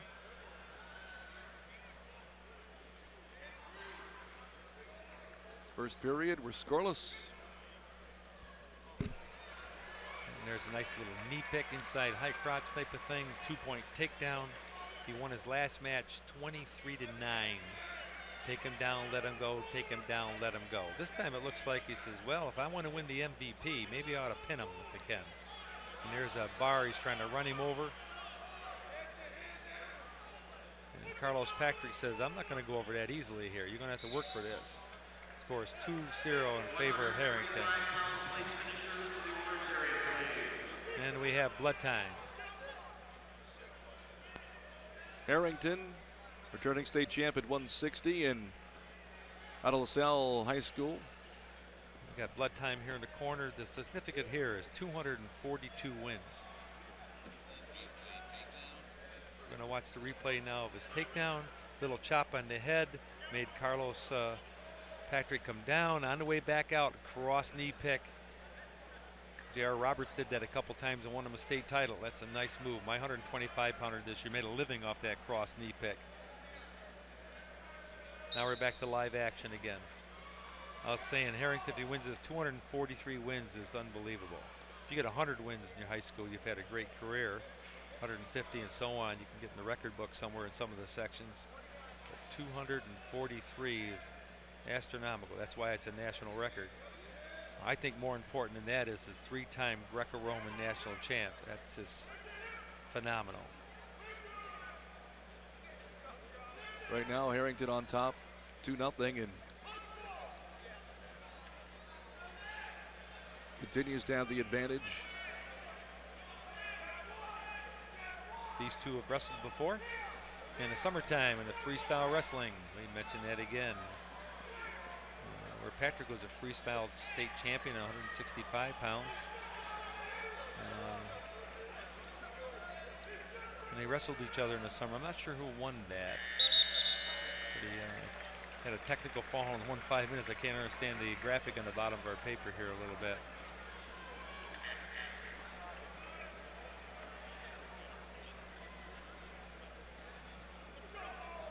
In the amateur wrestling news, it's really the wrestling news of all wrestling news is USA Wrestling has a great magazine also, not to cut it down at all.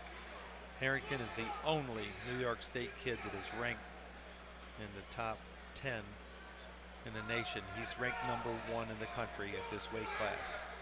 That's because of his, there's that cross knee pick again, but he's not going to get it this time the same way he did last time. He's going to have to work for it a little bit. He's still going to get 2 takedowns. That makes the score 4-1. It's going to be tough to vote for outstanding wrestler if Harrington wins this.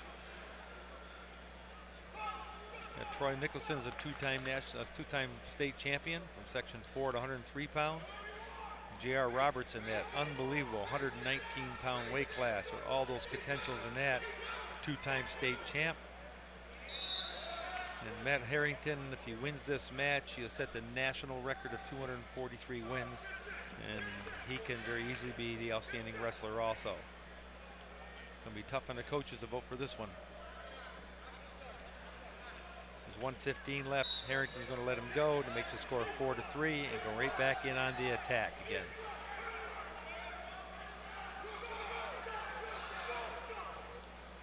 The coaches are yelling at Patrick to pick up this tempo. He's saying, don't stop, don't stop. You want him to pick up this tempo and set the attack. That way you can get right after Harrington, get right in his face and make him earn every point he can get.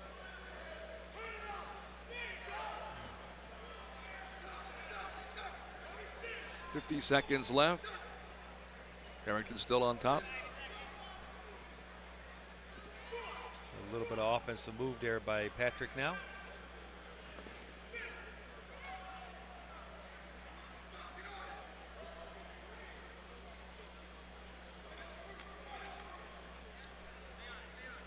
Got a 28 seconds here in our second period.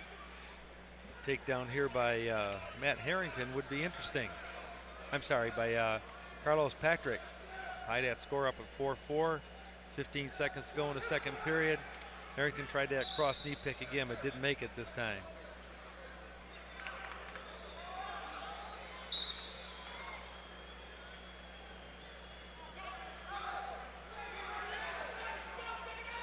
And looks like they're going to finish the period out here with the score being 4-2 in favor of Matt Harrington.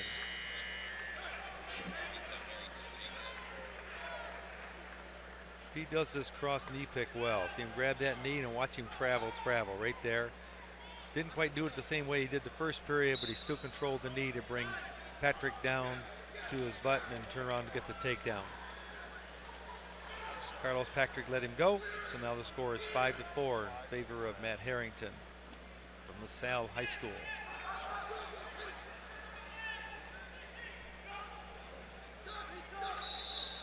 They go out of bounds. He got poked in the eye there, and Dale Robbins called him for stalling for backing off the mat. Maybe if he knew he got poked in the eye, he might not have made that call, but you just don't know sometimes. And there's blood on the back of Carlos Patrick's back. Somewhere he got poked in the eye here that makes him back out of bounds. I think his head hit him Like he got more than anything else. You can see his face though, he's grimacing. Top of his head or forehead. And that's a case where you backed out of bounds and the referee called you for stalling because he doesn't know you're hurt.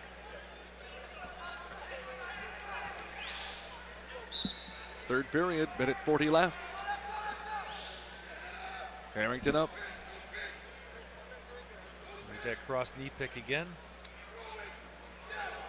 Oh, I thought he was going to do that pancake well, but didn't quite get it.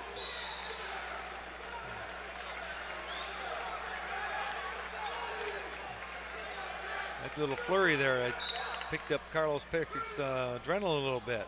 Let's see if he can follow through here in the last 120 and make a match of this.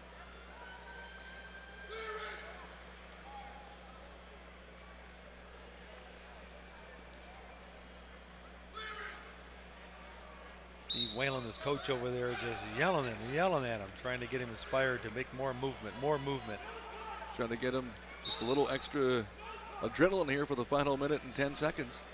You see why Harrington's won 242 matches, because Patrick was picking his pace up, and Harrington decided it's time for me to make the pace go and get another takedown here. And he did. 7-2. I think this match is over with. 47 seconds. Harrington's going to ride him a little bit here, just control him, just to keep him down, make sure he doesn't have any big 5-point moves left in him that he can get in trouble with.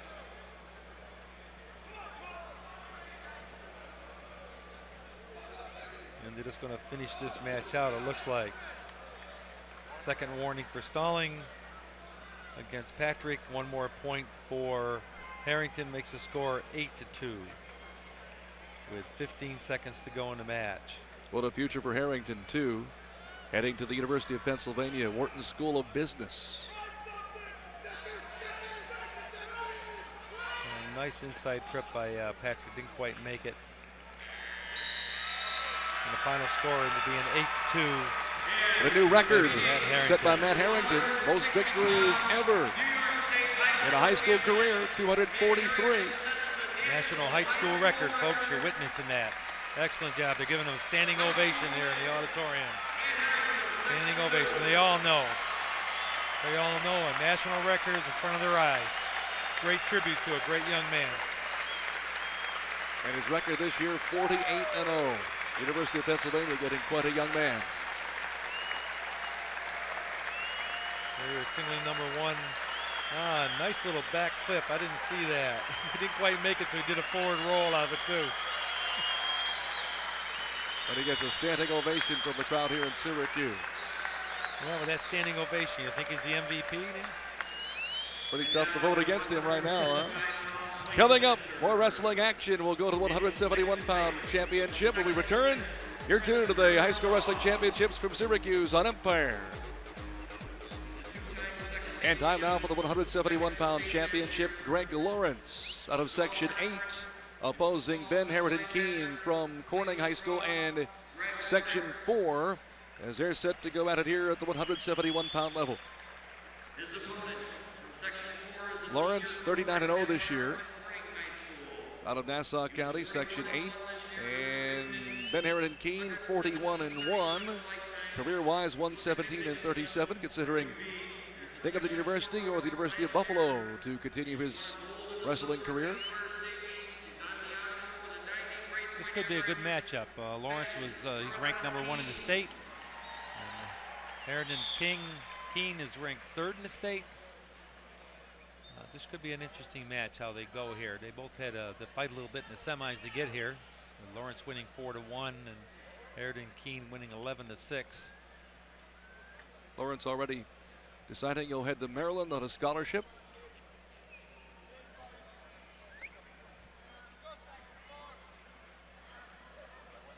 And they're jockeying for position here a little bit to start the match off again. I was watching Pat Barnes, the coach from Corning, in the semifinals. I wrestled with him in college. That's how old we're both getting to be. Back at Corning Community College when I first got out of service, and he was out of high school. And he was a little bit happy getting his kid in the finals here. I'll put it that way. And sometimes I think the coaches are happier than the kids are to get to the finals. We've seen a couple pretty good celebrations here tonight. Oh, yes. Oh, yes. That was a nice tribute to the last one to Matt Harrington, a standing ovation, setting that new high school national mark of 243 wins. And the coach on the other side is Greg Muscarella. Talk about doing a lot of summer wrestling. He's been a lot of summer coaching with our junior national teams and so on. I keep calling Greg Joe all the time, Muscarella, because I had a wrestler wrestle for me. His name was Joe. I had to keep correcting myself all the time. So if I call him Joe Muscarella, I'm sorry, Greg.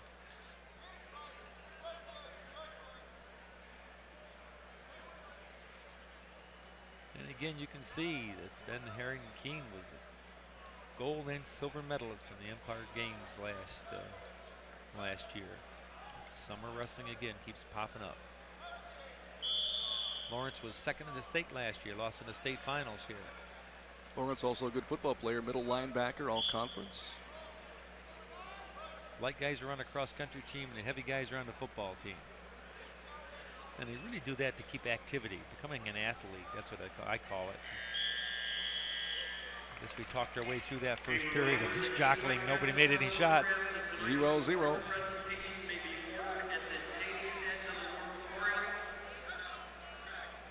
John Trusello is our mat official this time, and Roger Overend as his assistant.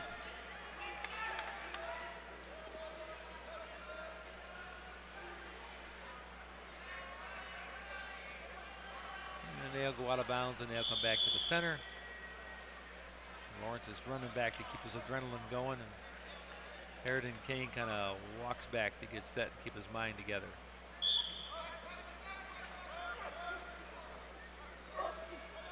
Lawrence tried to spin out. Harrington Keen and hold of that leg wouldn't let him. They say good thing he stepped out of bounds, because I thought they were going to call him for stalling, being up there in the feet. It's an evenly matched so far. 0-0 first period, and nothing here in the second period. Piece of tape out there, and the match fell off. I think it was Harrington King's shoe. Wore his shoes out from the season long.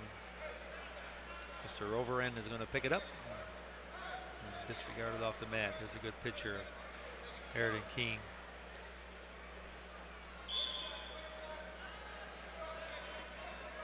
Greg Lawrence, the kid from Section 8, is down at the moment by USA Wrestling Magazine in that all-class ranking, which means everybody in high school. There's 1 point escape in favor of Lawrence. He's ranked 22nd at 160, but he's wrestling here at 171.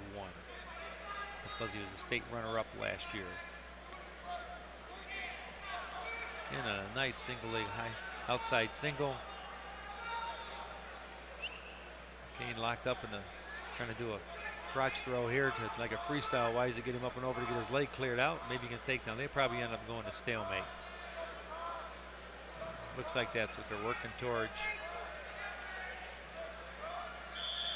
There we go.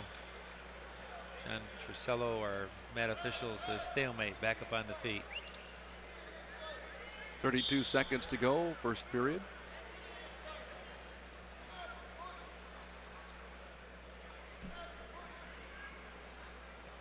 Between the match, they have awards between each match here today. In the past, they've done it halfway through, and then we've had a break. No breaks this year. Keep on rolling.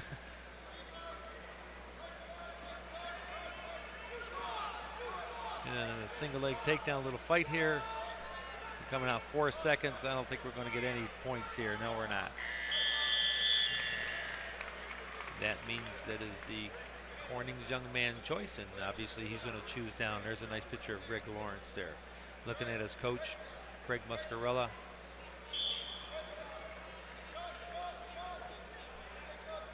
Case here, can he ride him out, or are they going to go 1-1? Kind of said they were evenly matched right in the beginning, and it's been true to that.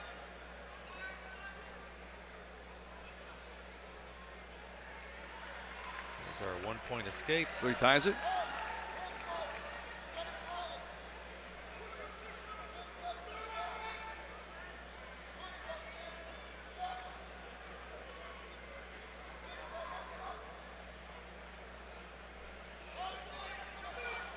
Lawrence in on a double, and Harrington Kane's going to fight him off again.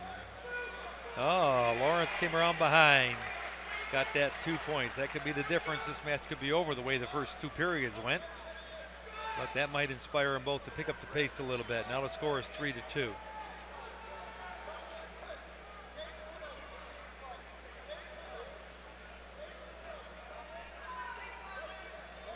They almost banged heads there in that shot.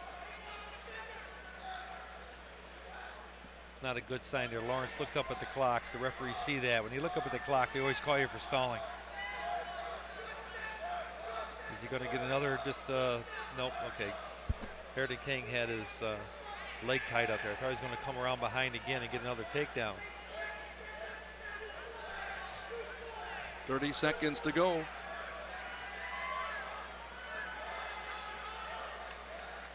Lawrence is doing it just enough not to be called for stalling. He wants to stay there on the edge of the mat. He doesn't want to go out of bounds. He wants that clock to run. Now it's going to take him a few seconds to get back to the middle, and the clock still runs. Inside 10 seconds. And Section 8 looks like they're going to have their second state champion. They do. There it is. So Greg Lawrence wins it. 3-2. Upping his record this year to 40-0. Biggest match of the year for the state championship. Defeating Ben Harridan King out of Section 4. There's a happy Greg Muscarella right there. Lawrence got to just control this situation off of the shot off of here, and he just kind of spun behind real easy. The things you drill in junior high. Remember those drills all the time. And you got that 2 takedown. There was a difference. And Greg Lawrence is a state champion this year. So more coming away right here, the 189-pound championship next. You're watching the State Wrestling Championships on Empire Sports Network. And it's time now for the 189-pound championship as Chris Weidman from Baldwin. Section 8 will match up against Section 11's Chris Paris. And there's Paris, another one of those standouts from Section 11, Suffolk County. 38-0 this year, 162-4 overall. This is the last one from Section 11. Can they make it perfect 6 for 6 in the finals? Everything else has went their way today. The way that's going, as you can see on our profile sheets, these two young men have met before. They wrestled at the Mid-State Hudson Tourney Finals. Paris won 1-1 in double overtime on criteria. The last 30 seconds, and Paris rode him out. He was the winner. You can see the 38-0 and 40-1. Now we know where that one loss came from. So here we go. The 189-pound championship on the line. Chris Paris, Chris Weidman. So this has another making of an outstanding match where they've met before. 2 section guys have met before. Of course, they're both from Long Island, so it's easier for them to meet.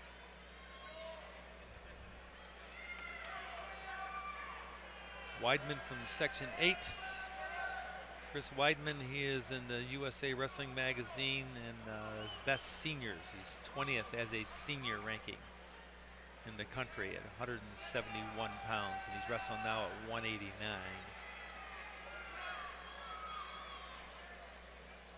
And again, they're both jockeying for a position, and they both know each other because they wrestled each other, so they're a little timid here and getting the motion going.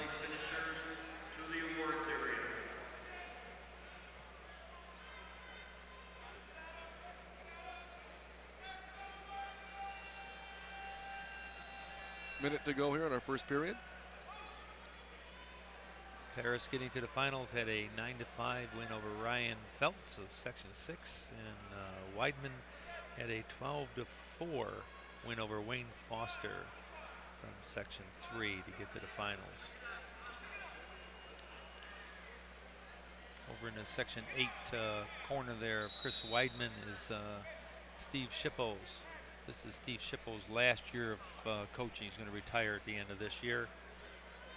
And he would love to retire with a state champion under his belt. I know a few years back his son was in the state finals here. I can't remember right now if he won or lost that match, but I remember in the state finals. Weidman heading to Lock Haven on a wrestling scholarship. Got an outstanding wrestling program there. Won 40 matches and 32 of them won by pin. On the other hand, Harris has won 38 matches. Paris has, and he's won 26 by pins. Coming down to the end of the first period. About 4 seconds remaining. Marshall Schlossberg is our mat official, with Joe Harding is his assistant official. So we go to the second period. Nothing. Well, if it goes by the Mid-Hudson tournament, it was nothing there the first period also. Then they both exchanged escapes the second and third period. And then Paris rode Weidman out for the win. So by Weidman winning the flip of the coin, he's going to choose down. If he escapes first, it'll be his choice in a double overtime. Will he choose down again and see if Paris can ride him out again? It's going to be interesting how that scenario works.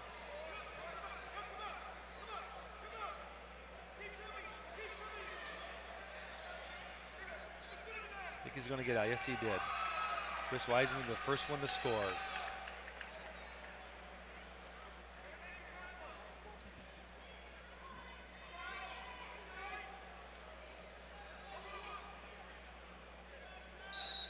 This is going to be a tough match for Marshall Schlossberg to officiate here, since the kids already know each other.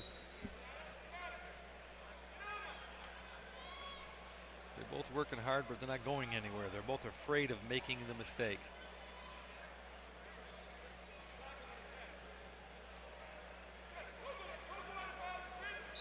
They go out again. He attempted a headlock on the edge of the mat. I think just enough to get him out of bounds, but he almost made a mistake there. It's a nice picture of Chris Paris.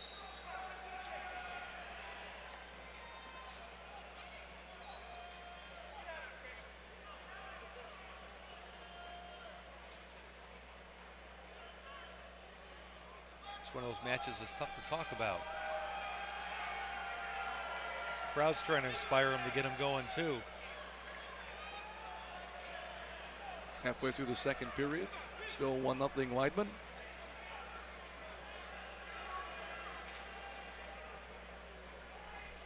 We go 1-1 overtime. I wonder if Marshall Schlossberg would call them both for stalling in the 1 minute period to get right to the last end of it anyway in the 32nd period. Double overtime to determine who's going to be a winner, because they're both really doing about the same thing, which is not very much here.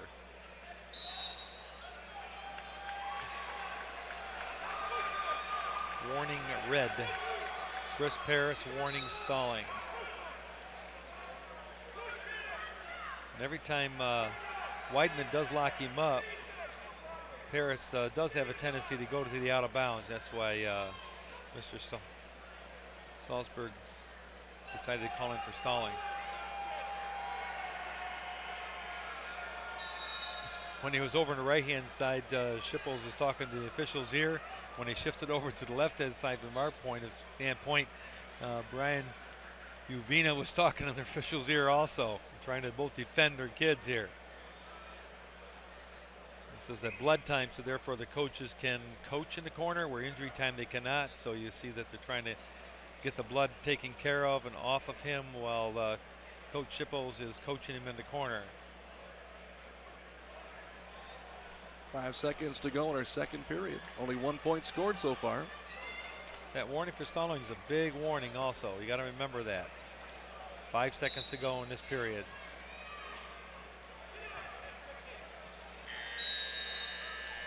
So we go to the third. And let's guess what's going to happen. Chris Paris will choose down, and how fast will he get out? Make the score 1-1.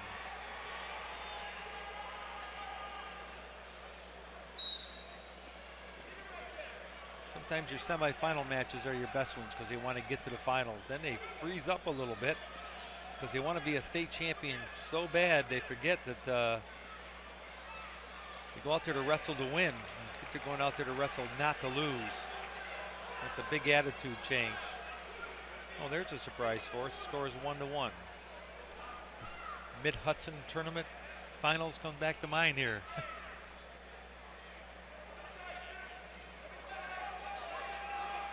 Looks like Paris is trying to pick up the pace, but he's got his head buried in his chest. He's going to call for stalling again with that stance right there. Head buried in his chest.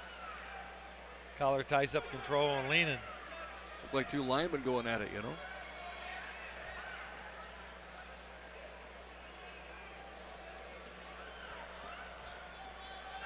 I don't think either one of them has shot a takedown. They've done a lot of pushing and shoving and underhooking and overhooking, but I don't think either one of them attempted a takedown. And I can tell you this, I don't think either one of them attempted a takedown now. 1:01 left. It's different in the first period you attempt to take down because you have the rest of the period and the whole 2 periods to make a mistake. Oh, there he was. We had attempted to take down a little bit. Didn't follow through with it. And remember, it's going to be Weidman's choice in the double overtime if we get that far. And he chose down last time, and Paris rode him out for 30 seconds to win the match.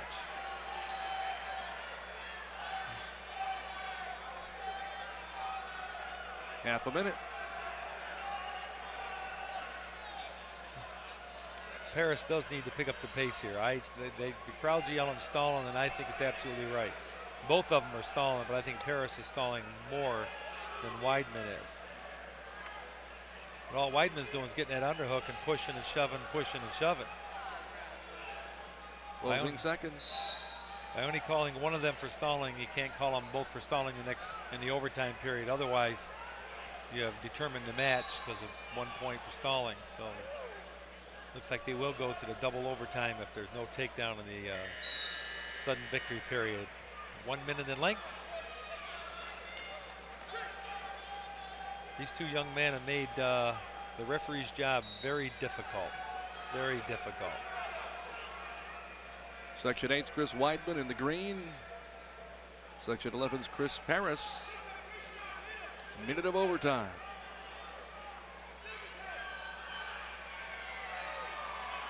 I know Coach Schippel's over the corner just crying for a stalling call.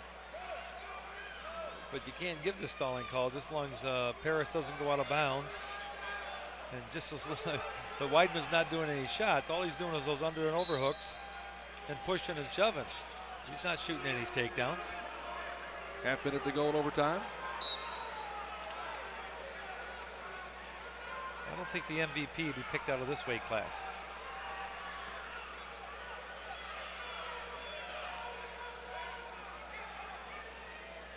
$15 seconds to go. Well, these profile sheets are right on line here.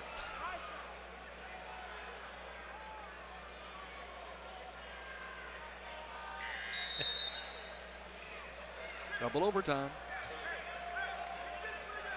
And the object of this is that the first point was scored by Weidman. So Weidman has his choice. And he will choose down. And if Weidman, either the first person that scores, they're waiting the clock to go down to 30 seconds. That's what they're waiting for. If Weidman escapes, the match is over with. If Paris rides him out, then he wins.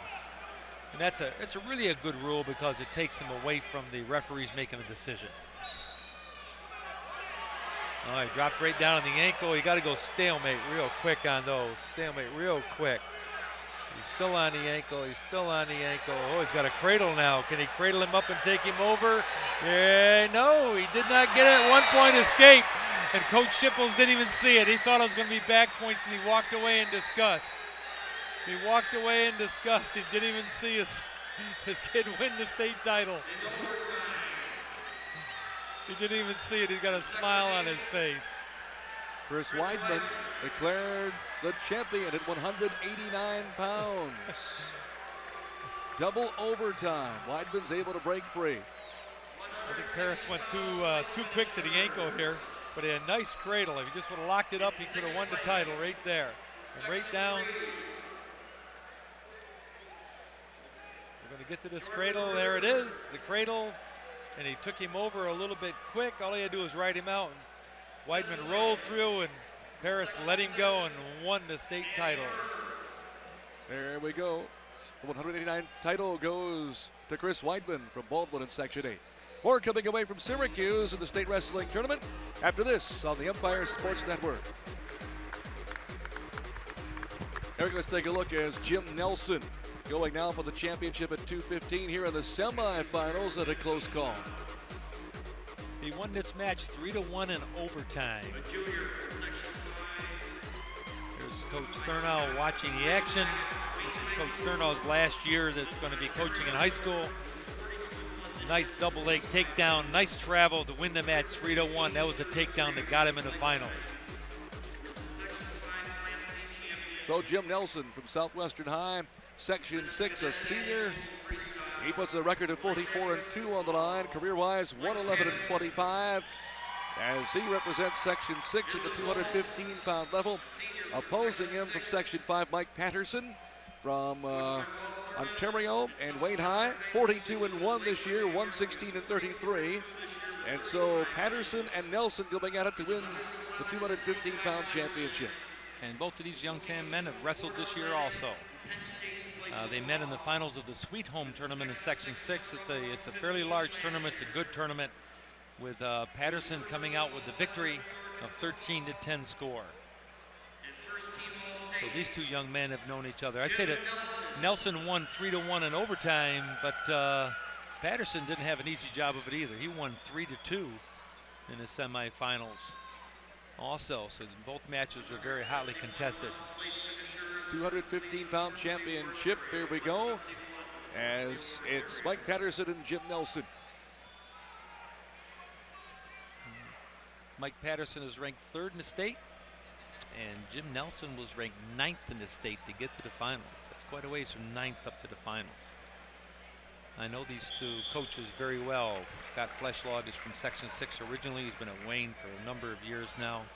And Walt Thurnau has been coaching at Southwestern. I just caution Patterson. He jumped the whistle a little bit at Southwestern High School for 30-some years.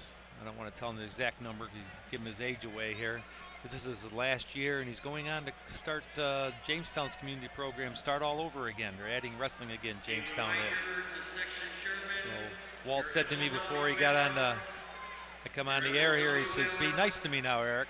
And I says, "Walt, I'd never be mean to you. You're such a great gentleman, except next year when we start coaching against each other." The tables will turn a He little laughed bit, and he hugged me the way we came. Oh, is he going to get this takedown? Oh, he should have, but I don't think he's going to get it. No, Nelson did a great job getting his balance. You got to remember, these are two 15-pounders. That was a great job getting his balance. And then 0-0 back to the center.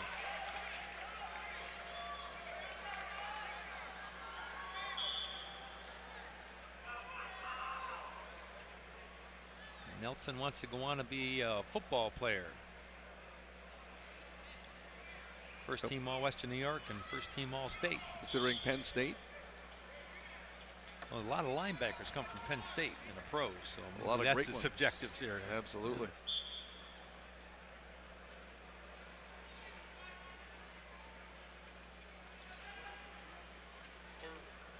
This matchup is very important for Section 6 and Section 5. I alluded to it way back in the beginning of the telecast.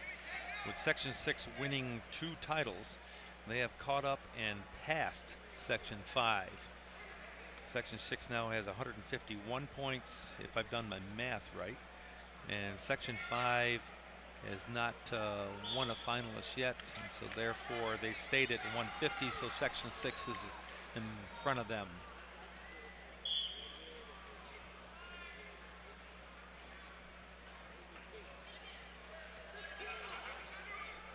Time winding down here in our first period.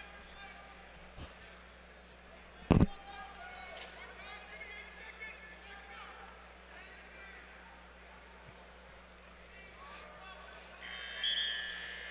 we go to the second. Nobody able to put points on the board. Looks like our last match where they both wrestled each other in the tournament previously in the year. And they're just timid about opening up and going after each other. Whoever's going to make the mistake is going to lose this match. Nelson again, on top. Patterson, that's his second caution for Patterson now. That's his second one. Next time he does, it's going to cost him a point. He hate to lose the state title by a caution. And he's going to get the reversal for 2.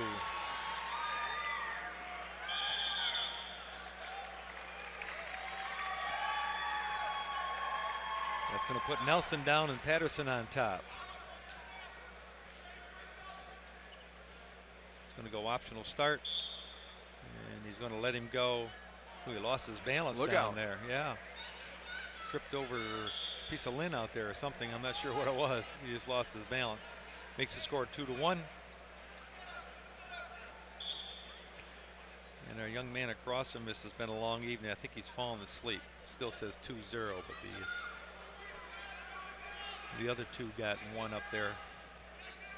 We know it's 2-1 anyway. Patterson's trying to pick up the pace here a little bit. On my college team, half of my team comes from Section 6 and the other half basically comes from Section 5. And last year Section 6 was second in the state, beating Section 5, and usually Section 5 wins every year. So the Section 6 kids on their team was really a rash in the Section 5 ones. So I know they're watching this match with great interest because the winner of this one's going to finish ahead of the other section. That's going to be bragging rights all next winter on my team.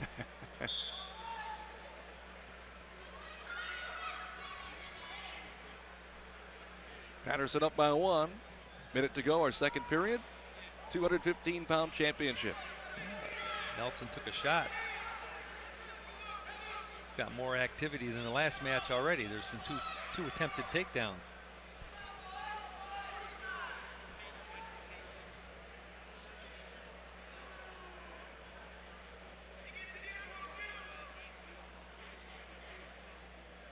And again, we're tough making comments here. The last two matches. A lot of pushing and wrapping up high, but not a lot of action. Yeah, what happened was a nice little fireman's carry on the edge of the mat there. He almost caught Nelson sleeping. He thought he was going out of bounds. That's a nice job. That's the only thing wrong with lulling somebody to sleep like that. If one guy attempts a takedown, he can catch the other guy.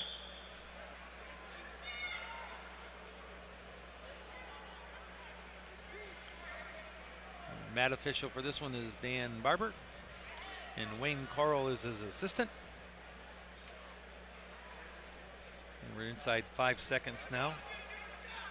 And it's going to be 2-1 going to the third period. And you know Nelson is going to choose the down position.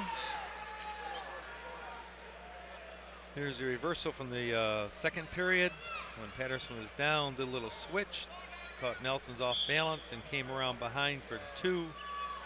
And then later on, Patterson just let him go for a 1-point escape. Patterson's in control here. He's in between the legs. If he can stay in between the legs here, he might get some back points. No, he's got his leg through, so no back points coming here at all. Patterson knows I got 2 minutes to ride him out.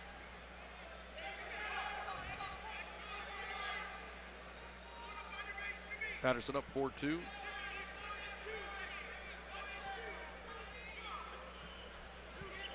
And 1-point escape.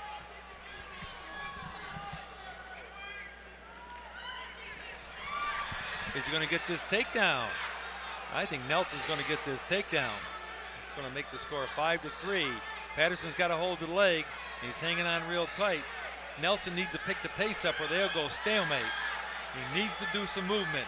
He needs to do some movement or they're going to go stalemate on him. And you don't want that to happen. So all he has to do is step over the ankle and he has control. No, he just can't quite step up. Patterson knows it. He keeps sticking his leg up, And the referee knows it too. He hates to go for this. As soon as he scooped the leg, there was a 2 takedown. It's 5-4 in favor of Jeff Nelson from Southwestern High School. Patterson's going right back on the attack again. Is he going to get his escape? Yes, he is. Makes the score 5-5. Less than 30 seconds here in the third.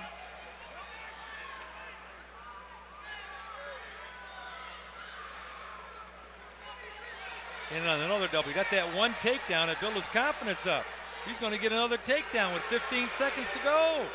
Scoop the ankle again, he's got the same thing. 2, there's a state championship. What a way for Walt Thurnau to retire from the high school officiating, high school coaching, he's going to sit in the corner and cry, I think Mr. Thurnau is. I think he's got tears in his eyes, folks. Great job, Walt. So Jim Nelson from Southwestern High, Section 6, the champion at 2:15. 2 takedowns right here at the end of the match that did it. All he had to do was just step over the leg. When you step over the leg, you show control.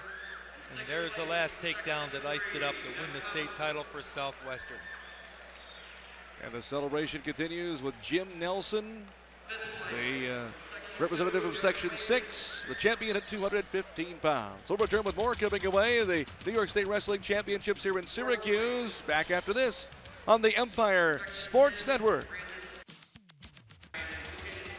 Now the 275-pound championship on the line, Anthony Chamorro. Chamorro out of Section 4, Sydney High School.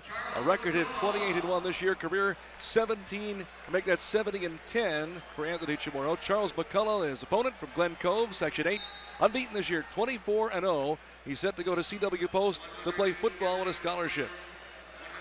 Well, I was watching Chamorro wrestle during the day, and he is quite active. You can see here he is active, just pushing the Section 8 kid all over the place. He went out in the semifinals and pinned the guy in 126. In the quarterfinals, he pinned him in 159, and then the first round it was 12-2. Chamorro 15 pins this year. McCullough's at 20 pins. And the same thing with McCullum.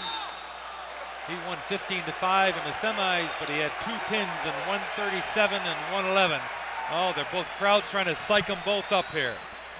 This third period could be interesting with all the activity that's going on in the first period. A little different than the last 2 matches. We got some activity here. More action already in this first part of the first period. Now they're settling down just a little bit now, settling down.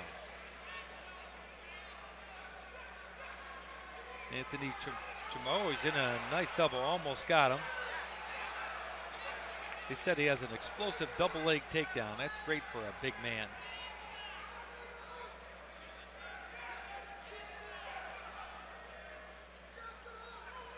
And out of bounds they go. You see how the activity has just slowed down just a little bit. And you can see there's a little bit of weight differentiation between the two of them. Neither one of them weigh 275 though, but there's a weight difference here. McCullough in the green, Section 8 representative. And they're going to go back out of bounds again and back to the center again with 41 seconds to go in this period. Anthony Chamorro is coached by Robbie Robinson, the son of Sydney coach Tom Robinson, who was there for centuries, it seems like. Great coach from Sydney, and his son took over the program after he left, and he's doing a great job too by having, you see here, by having the guy in the state finals. Did he go out of bounds? Yes, they did. Roger Overton said they stepped out of bounds and he came back in bounds. That's a case where you watch those lines, watch those lines. That was a big takedown. There the coaches are pointing. Yep, they're pointing to the line where he went out of bounds. Hey, they might be big men, but they're moving real quick. They are moving very quickly.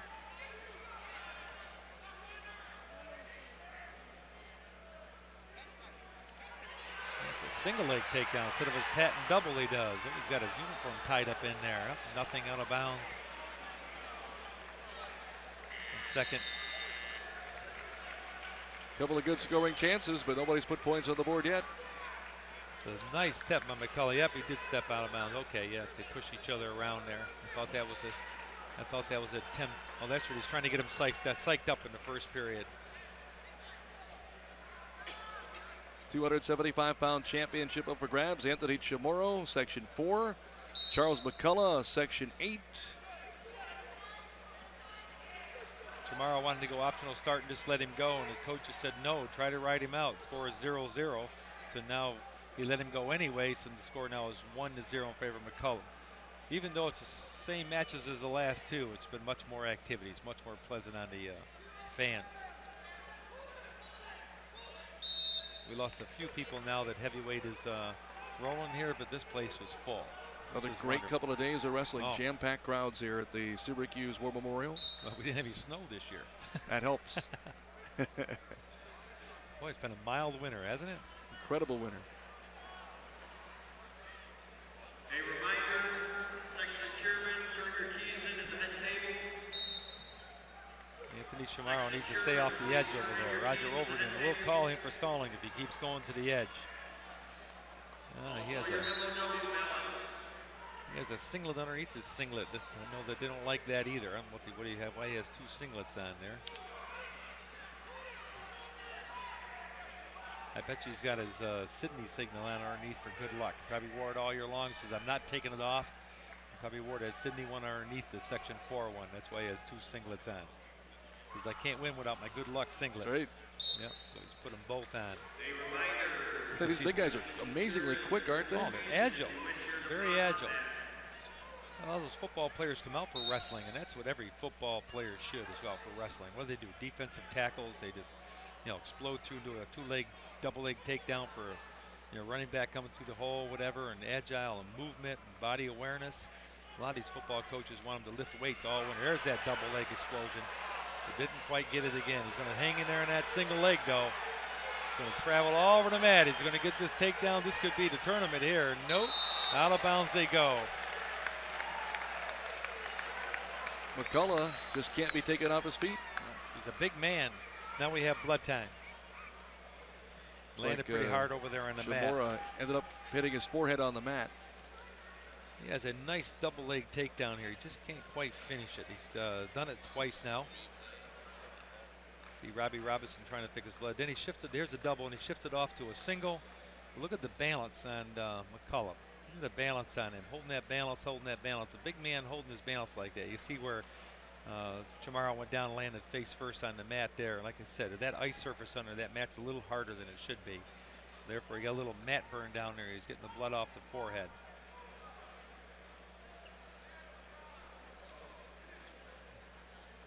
Chamorro getting a little water there. 28-1 this year. Wonder who beat him. They don't write down their losses on the information sheets. I like to forget those. Yeah. Well, we knew McCullough's losses. He doesn't have one, so it was easy to figure out. McCullum was ranked 7th this year, and Chamorro was ranked 9th. So the 7th and 9th ranked kid. This comes out of Section 2. I'm not exactly sure who does it in Section 2. It's a group of coaches and athletes or friends that get together and they try to do the ranking ever since New York State lost their ranking person. They didn't want to lose the ranking, so a group from Section 2 put it together called Steve Meehan, who's a USA, well, his New York Wrestling is .com is his website, and he put all the rankings on the websites, team rankings, you know, all the results. If you need anything from the New York State, you go to Steve Meehan's www.newyorkwrestling.com. You get all the information. In fact, he's there behind us putting every round. He gets the discount, puts the computer, and sends it off and gets it on the website round by round. Wrestling needs people like Steve Meehan. Charles McCullough heading into the third with a 1-0 lead.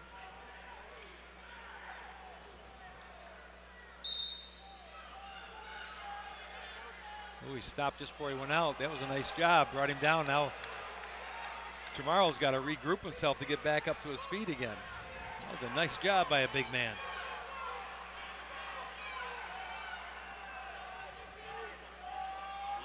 And they'll go out of bounds and start back over again. 1:35 left in the third period. I think that Charles McCullum's getting a little bit tired, though. But he's an athlete. You can see him moving around.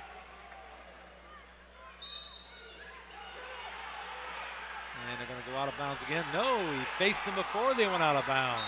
I thought they were going right out of bounds. Makes the score 1-1. Are we going to go double overtime again?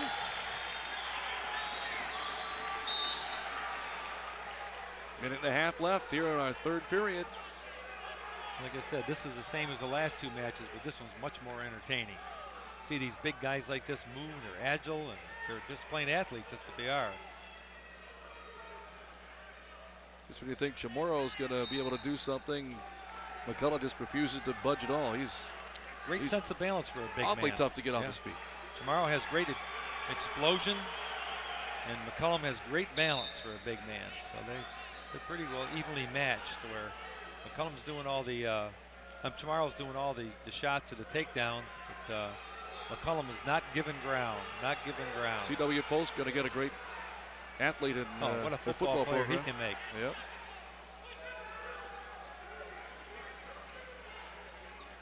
There's this double. Is he going to get it this time? No, he stepped out of bounds again. He stepped out of bounds again. He almost had it that time. Every time he's getting a little closer. And he's got 44 seconds, or you could say he has 1:44 because of the 1 minute overtime left to take him down. The crowd's yelling, and they started attacking each other before the ref blew the whistle. Chamorro's going to shoot again. You know he is. There it is again. He needs to turn him towards the center and make him travel all the way across the gym. And I don't think you can call either one for stalling because he's not, just because he's not shooting, he can't attack because Chamorro's doing all the attacking. Every time he goes forward like that, so you can't call either one of them for stalling here.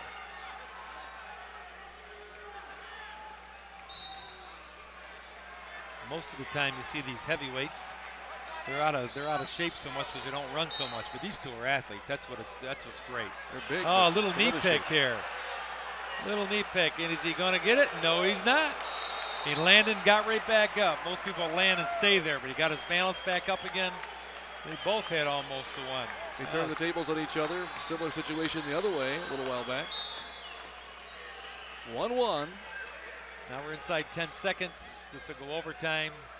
Oh, he shot another takedown. Is he going to run out of time? Yes, he got the takedown with 2 seconds to go. Look at Robbie Robinson go crazy over there. I got news for you, Mr. Robinson. And don't let Chamorro run over and jump on you. Time runs out, so Anthony Chamorro from Section 4 has won the championship. 3-1 the final at the 275-pound weight class. He finally got this double leg takedown. Here it was right here. And he's looking at the clock, and he knows he's in trouble. This was an exciting match for the heavyweights. This was a great match. Usually they lean and push. This is a great match. Good job. You got to get Robinson over there in a match praying with Chamorro. That was great. There they are together. That's great. That's a coach and an athlete together over there. That's a wonderful shot. Just 2 seconds to go, and Chamorro able to get the 2 points, break the tie, and he'll go home with the New York State Wrestling Championship. How about that?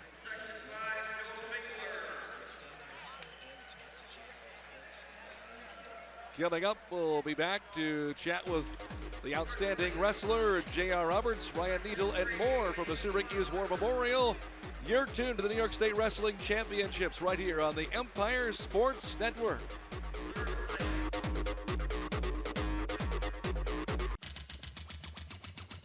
The New York State High School Wrestling Championships brought to you by Zweigels. Put your taste to the test.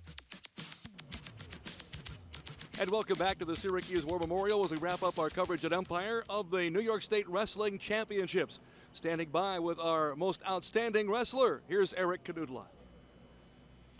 Matt, congratulations to you. Thank you. Never mind being the outstanding wrestler, 2-time New York State champion, but a couple comments on setting the high school state record, national record, I'm sorry, of 243 wins. It's been, just a great honor. I think I just really like to thank my coaches for, first of all, just giving me the opportunity to break the record, setting the schedule, and then I just have a lot of. I'm really happy I can bring it back to New York State, and have New York State have this record, and hopefully I can just it's a precedent that someone else can break. Puts a lot of pressure in the final match of your high school career and trying to win it, trying to be a 2-time state champion. I know I had chills when we were all done when everybody gave you a standing ovation. And so that's quite a contributor to you. If we see our replay, we can see that's one of your main takedowns here to put you ahead that made you win that last match. You have any comments about this? I knew that Carlos was a really fast wrestler. He's very explosive, and I really wanted to get the first takedown, set the tone of the match, and just really control him, and just all in all, it turned out great. And the best part here, again, on the replay is you celebrating with your coach. You didn't quite make that front flip all the back flip all the way, did you? I usually do. I tell you, it was a tough match because I was a little more tired than I thought I was going to be. So. Well, I thought the adrenaline would be pumping you to make it all the way. But you finished well, that forward roll out of it. Yeah. So, again, congratulations. Thank outstanding you wrestler, and by all means, a national record of 243 wins. Congratulations to you. Now we go back to Roger Neel with 2 outstanding Section 6 wrestlers. And Section 6 quite well represented in the State Wrestling Championships. J.R. Roberts, he is able to win his 2nd consecutive title at 119. J.R., congratulations. Thank you. Thank you. Let's talk about this. Which was more difficult for you, winning last year or coming back to repeat? I'd say winning last year was much more difficult than this year. Now, does it put a little extra pressure on you knowing that you're the reigning champ to come in now and have to go through all this again? Yes, everybody's gunning for you, looking to take you out. I had a couple of close calls during the earlier rounds, so I don't know. Congratulations, very special victory at 119, repeating champion J.R. Roberts. Also representing Section 6 is Ryan Neel. Congratulations, you have won a championship here, a 2nd state championship, this time a different weight class. Right, yeah, I won it in 99 at 96 pounds, and then 4th in 2001 and back here at 130. What about the wrestling at the 3 different weight classes? Which would you say would be the most difficult of the 3 years you competed at the state level? Well, from going to 96 all the way, the big jump, it's much more difficult going up the weight classes. The kids are stronger, bigger, and more mature. What about this year's tournament? Special for you, as again you're able to win in another weight class? It's definitely exciting. Definitely a good moment. And a good moment for Section 6, too. Congratulations on your championship at 1:30, Ryan Needle. Thank you. Thank you. All right. Erie Knuutila, a tremendous tournament once again. And Section 11 just keeps on rolling as they get another team victory. They had 6 in the finals and all 6 champions. It's getting tough to live with Section 11, but congratulations. I have a lot of friends down there, and they do tease us a lot during the wintertime about how great they are, but they did an outstanding job. I'm real pleased with the Section 6 guys that we interviewed 2 of the 3 champions they had. They came from 6th place to 4th place. That was an outstanding accomplishment by them also. Section 8, which is another Long Island section, they finished in 2nd place, and then of course Section 4 finished in 3rd. So it was a great tournament for everyone all the way around. And congratulations, of course, to Matt Harrington setting a new national record for most victories in a career. Oh, that was an outstanding ovation to get. The whole place stood up and applauded, which they should have. You don't see a national record go every day. And like Matt said in the interview, he was happy to bring it back to New York. Of course, it was there just a couple years ago, and I thought that was very humble of him to say that. Overall, a great tournament once again, and spectacular crowds both days of the tournament, so it's great to see the reaction here to this fine event. There's one thing about this room is the ice hockey rink and the glasses behind it. They can pack them in here pretty good, and it's not a huge auditorium, but it's a wonderful place to have the finals. A wonderful place indeed. That's going to wrap up our coverage of the New York State Wrestling Championships. For Erie Knuutila, I'm Roger Neel. We thank you for joining us from Syracuse at the War Memorial. Have a great night, everybody, from the Empire Sports Network.